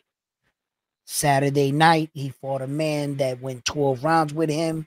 And I believe, in my opinion, he beat Ismail um, better than Terrence Crawford did. In my opinion, he beat him way better. And sometimes fighters got to gradually get to this place. I understand all of that. But there is no excuse for fighters that are already established, world champions, multiple division fighters. What is the freaking excuse with Tank Davis and fighters like Shakur, Tank Davis and Loma, you know, Shakur and Loma, and etc. We're not talking about guys anymore that are moving up on different places in their thing. So these are obviously guys that we really need to keep accountable for this and holding these guys in and so forth. And what's it say here? Edwin, why did you think that Tank sells more tickets on his cards than all your favorite Riyadh fighter on the same card? Edwin, why do you think Tank sells more tickets on his cards? Huh? Well, he doesn't. How big is the How? MGM grant? Hold on. Okay. 15,000. Oh yeah, right. I don't know if this guy really like knows this shit or not, but Anthony Joshua, here. 92,000 at Wembley. Okay. Hold on. I got him right here. Hold on. Because we're gonna put this up right here. This right here is a chart of the highest paying boxers of 2024. There were 6 of them. Notice none of them are Tank Davis. Tyson Fury made $147 million in 2024. Usyk made 122. Saul Canelo Alvarez made 73. Anthony Joshua made 60. Jake Pauls made 48. And Naoya Inoue made 42. In 2024. 2025 is coming up right now. I'm going to tell you right now, Tank Davis is not going to be on this list for next year neither. The only fight Tank Davis made a lot of money in fact, is the Ryan Garcia fight. That's it. So this big theory that Tank sells where? In a Barclays Center that holds 11,000 plus. Let me introduce you to real ticket sailors like Anthony Joshua, selling out soccer stadiums, 90,000 people. Real ticket sellers. You want to talk about a real ticket seller? Naoya Inoue. They opened up the Tokyo Arena, 55,000 people. You're talking about breaking a Barclay gate that holds 11,000 people? Tank Davis has never, and I repeat, never fought in a type of audience Naoya Inoue has fought. Las Vegas doesn't hold that many people neither. Although the money is great in Las Vegas, I never challenged the money. I get it. One seat in Las Vegas can be $12,000, $20,000, $24,000 a seat at a Mayweather fight. Yes. But first, you're going to have to make a Mayweather name. Tank Davis is right now. Who does he have for a dancing partner when he doesn't want to share the ring with no one? He's so stuck up on his own ways or putting $1 in somebody else's pocket that he doesn't want to fight anybody. Everybody he fights, he shortchanges. And it gives you a persona that Tank is paying these guys. For instance, he fought Frank the Ghost Martin. Really? How much money did Frank the Ghost Martin make in his last fight? $200,000? $100,000? If Tank gave him $2 million, $3 million, that would be 4 or 5 times more money than he ever made in his life. It would give you the impression that Tank's paying these guys. But what did Tank walk away with? Those are peanuts he gave to Frank the Ghost Martin. When you're walking away with almost 8 times what I made, you are working for slave wagers. You're not making. Yeah, when, yeah. I think this is another reason why the champions, it was so hard, or it is so hard to make a fight with Tank Davis at the moment. Because if you get an actual name in the ring, they're going to demand a bigger percentage. Oh, yeah. Like, that's why Tank won't fight him. But this is the thing. This is why I absolutely despise the in-a-way hate that I see. Because they don't know that this man, when Casemiro they were supposed to fight in Vegas, and I think that was supposed to be set for either the T-Mobile Arena or the MGM Grand. That was going to be a massive show. Like, all the Filipinos were going to come out. It was going to be huge. And then obviously COVID happened. Casemiro was asking for too much money, and Inoue turned around and said, "That's okay. I'll take some out of my purse and give it to you, just to make that fight. Yeah, just to get that belt off of you." Yep. And this is why I actually can't stand it, because that is a real champion. And they turn around and say, "I ain't fought nobody. You never fought this man." I'm like, I would have loved to see the Casemiro fight. I think Casemiro would have got knocked out in 2 rounds with those wild hooks that he had. Because even though he was quite fundamentally sound when he was at his peak back then, he would come in with wild looping shots, but they were always predictable angles, not like a Luis Neri, right, or even like Marlon Tapales, how he was switching it up. And this is just something, obviously Tank has a different mindset. He's looking for that, retirement. He's just looking at make as much money as I can in this, which is fine. Yeah, but don't come out on podcasts and everything saying, "I'm the best, I would beat everyone," and then your fan base is sitting there saying, "Yeah, he's the best at this division." Well, he ain't proved nothing. It's good to say it, and we all know you're about the money, but you won't even give the champions a better cut, because that's why he won't fight them, because they'll demand 35, maybe 40%, because what people don't realise, even though Shakur doesn't really sell tickets like that, he's got a massive, he made one tweet. He made one tweet on X, and it was like something like 300,000 people straight away, like on it. Right. Like people watch it. They might not necessarily go and buy the tickets because not everyone's got the money to go and sit ringside or even up in the bleachers in a fight. You know, depending on how big the hall is, they could be like 200 dollars or something for a seat, and not everyone's got that sort of money. Right. And this is why I find the pay-per-view crazy in America. How can you justify $80? And then that's why your pay-per-view is only what is his max pay-per-view without Ryan Garcia? It's like 250, something like that, around that. 160, 120. See, now if you drop that down by half, you'd probably double that number easy. Oh yeah. And if it's a bigger fight as well, that Ryan Garcia fight probably would have maybe tripled in the pay-per-view numbers. Yo, you wouldn't happen to know how good Turkey did on the pay-per-view for $25, right? I'm not 100% sure. I wanted to see how that experiment. I wanted to see what the numbers were, how many people tuned in for $25, and it depends if it actually worked. It depends where they sold it to, because I know not all regions are the same. No, they sold it everywhere. They sold it everywhere. I'm 100% on that. The Madrimov-Ortiz fight would have done massive numbers on its own. That's a couple of 100,000 easy. He's loved in that country. Yeah. UK tuned in. So I wouldn't be surprised you'll see a big number come out from that. It tuned in 42, 40 countries, some shit like that. Yeah, the pay-per-view is going to be huge. I would be so surprised if it wasn't. When I went to buy it,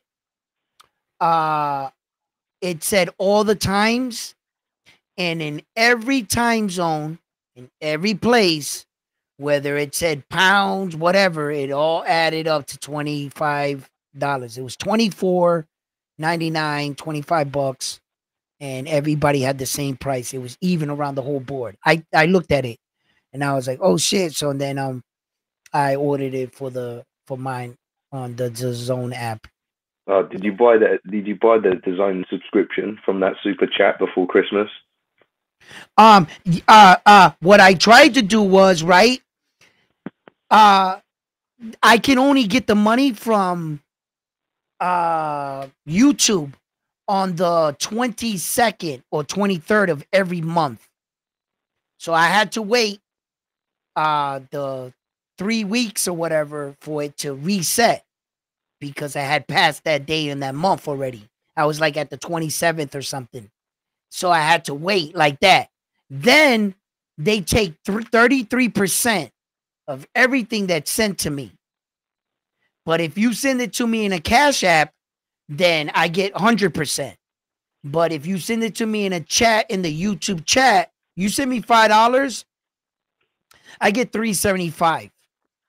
Like that, something like that. So, and then I was like, damn, so I'm still short. So, and then when the Saudi Prince came up with the app, and on the bottom of the DAZN app, it says, you can buy this fight for whatever amount. Let's say $29. If you buy it with the subscription, and then you cancel the subscriptions after 30 days, you'll get it for $25. And then there was a box that said, do you just want to buy the fight?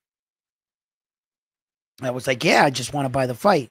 So I clicked on it, and I didn't have to buy the entire subscription. See, I didn't know that. I thought you had to. I'm pretty sure that's a new feature on DAZN, because I remember buying fight. I've had my DAZN subscription for years, and I always wanted to buy a fight. Like when I first did it, I wanted to see a specific fight, and I can't remember what it was on DAZN.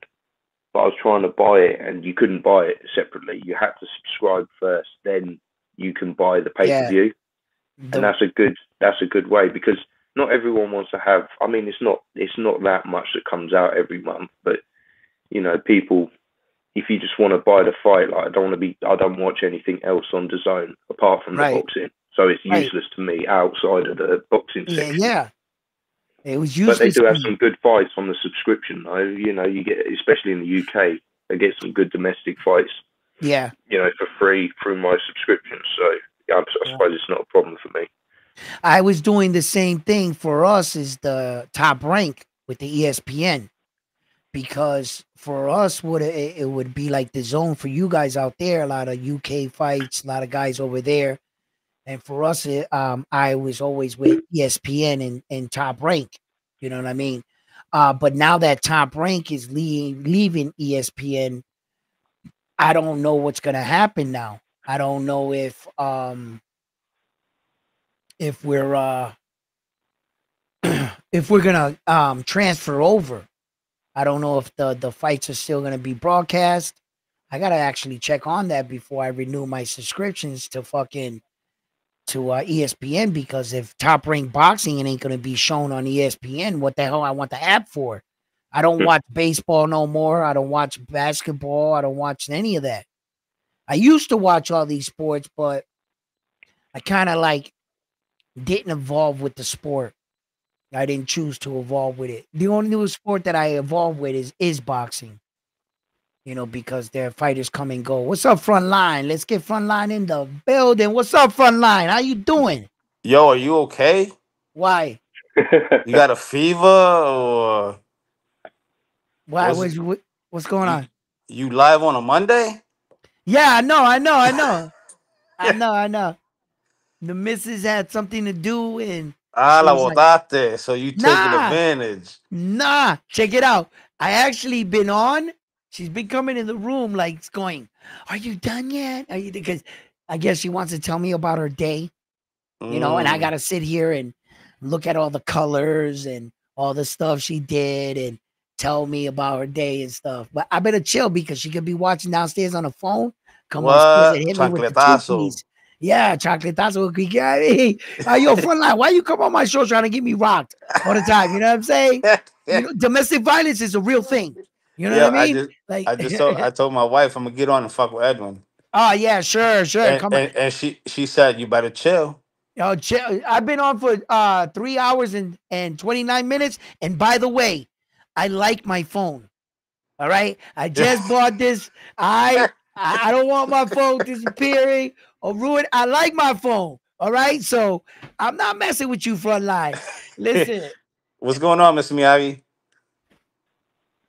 Yeah, very very good, very good. Yeah, me and Mr. Miyagi, we've been on for a long time. You hopped on the last like minute. I'm about to wrap things up here. Well, You you know know, that's how I do. Yeah, man, but we had a lot of good fights, a lot of great fights. Big card. We got Tank Davis coming up. Subriel Matias, frontline. You gonna be joining me on that stream with Subriel? Uh yeah, for sure. Yeah, That man. one for sure.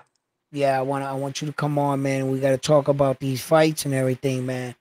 But guys, man, They just added another pro debut who? for the Matias card. Who? Some Spanish I forgot his name. I gotta get it. I'll get it. I'll Okay. text it to you. All right, all right. Because I guess I just wanted to know if they changed anything when you said something about the Matias card, about the title eliminator situation. Even my brother was like, "Man, didn't Matias just fight not even too long ago?" I was like, "Man, he's he wants that title back, and there's only one way of doing it. And it's climbing right back up the division, not unless your name is MJ and they gave you a mysterious ranking at number one spot. But as for fighters like Subriel, they're doing it the honorable way. They're going up, fighting guys, actually fighting people and getting in the ring. So that's a great thing. And this is going to be for a title eliminator. See what Richard Hitchison does from here. But guys, I've been on for over 3.5 hours. And I think that once Frontline came on my chat, that was a sign, you know what I'm saying, for things to come. So Mr. Miyagi, you have been the best. Everybody that's tuned in here today, thank you for your love and support. Don't forget to hit these like buttons for me. And like always, subscribe to the channel. Gentlemen, it's been a pleasure. Thank you for coming on. Edwin. Yes. Quick one. What is the time out there for you at the moment? The time for me out here in the moment, in fact, I'm glad 350. It's you about to be asked. 350. No, no, no, no, cállate. Be quiet. Be quiet. He asked me. He didn't ask you. It gives You're me an taking too damn opportunity. long. No, no, no. It gives me an opportunity to do this. Oh, you got a broken phone. That's what it is. Ah, look, look, look. Ah, Oh ah, shit! ah. Whoa, whoa, whoa, whoa, whoa, whoa, whoa, whoa. If you want it with, we can put it with symbols and stuff, but we can make Wait, it like that's in this. Japan. That's on Japan time right there. No, it's not Japan time. Knock That's it off. Wait, fucking that's like, Japan time right there. Look, look, look, look, look. Boop. Ah. what's that, like 20 to 4 Oh shit! almost? No, wait a minute. Yeah, yeah, yeah. It's 20 minutes to 4. It's 3:49. Hold on. What Let me. time do you usually come on streaming? Because sometimes I catch your stream like late because it's like early morning for me sometimes. Oh, is it? So when Yeah, when because is it's it best about for me to catch you? uh, like what's the time now? It's like almost 9 o'clock over here, 9 in the afternoon, It's and 9 I'll at stay up. There's 9 in the evening, you mean? Because there's no such thing as 9 in the afternoon. right Yeah, afternoon. Oh, at mate, it's night. the It's 9 UK at saying. night. Don't confuse me. It's 9 at night right now, and it's only 3:49 here, right? Well, Yeah, Yeah, it's so like that. okay, so okay, they're okay. Mr. they're on Miyagi, a 5 hour difference. right? Wow, 5 hour difference. That's big. Mr. Miyagi, Mondays and Tuesdays I usually don't go on. Those are the days my wife has her days off from work, and it's my days off of work, and those are the days that we kind of trying to like get together. I'll stream Wednesday, Thursday, Friday, Saturday will probably be the fights. Sometimes we come on breakdowns, but I'm kind of like just been shooting it out there between the hours of 7:30 out here and 8 o'clock. It's usually the window that I'll hop on.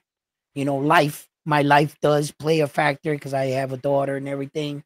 But sometimes it's usually during that time. Today I just happened to come on because it was Monday, like Frontline said. I don't usually go on Monday, but since I was given an opportunity, I don't pass up many moments to talk boxing. As my wife knows, I Hey, try Mr. to. Miyagi, just so you know, Yeah, when he says between 7:30 and 8, that's not American time. That's Puerto Rican time, which means it could fluctuate to 8:30, eight 9 45, o'clock. nine Yeah. o'clock. Yeah. Yeah, yeah. And unfortunately, no, but I'm gonna lock it down. I keep saying that, but I gotta really lock it down. But since I'm doing everything here by myself, I gotta edit, design, and now make great looking backgrounds for you guys. So I got a lot on my plate. A lot on my plate. But um, what was I just gonna say, You Mister just getting Fun? ready to say peace. No, I wasn't. Not yet. I was. And then they drugged me back in to the boxing. Okay. Now, look, uh, shit. I gotta go. I gotta go. Now I know I gotta go because I'm losing my mind. All right, listen, guys. Mr. Miyagi, I'm gonna try to if this is 9 o'clock, god damn, what time are you up in the morning watching my show if I'm streaming at 7, 8 o'clock at Right. night? Mate, I'll be up till 1 in the morning. Wow. Yeah, I'll show the support, mate. Wow, thank you. I appreciate that. That's big, man. I'm gonna start film. I'm gonna try to drop some morning shows now, just for you, Miss Miyagi. You know what I'm saying? For we can come in here and talk boxing and have a safe environment. Something for me to think about. Something for me to learn. Thank you, gentlemen, for tuning in. I will be on Wednesday. I'm gonna go on a little bit earlier. I'm gonna try 6:30. We're gonna try it. Edwin, just a quick one. Sorry, Yeah. sorry. I'm going to shoot off straight away. But if you ever get a debate on your channel and it's on a certain date, let me hop in because, man, I watched that video of that guy that came on and he was really pissing me off where he's going, one, next, Oh, two, yeah, yeah. Listen, he was up to 15 in his own head. All right, look, you guys can't keep me going. They're calling me right now. They've All already right, I'll seen catch you that I later, try to guys. log off. You guys have been amazing. Thank you for everything. Thank you for tuning in. And don't forget to hit that like button for me, gentlemen. And I'm on to the next one after this one here at Round One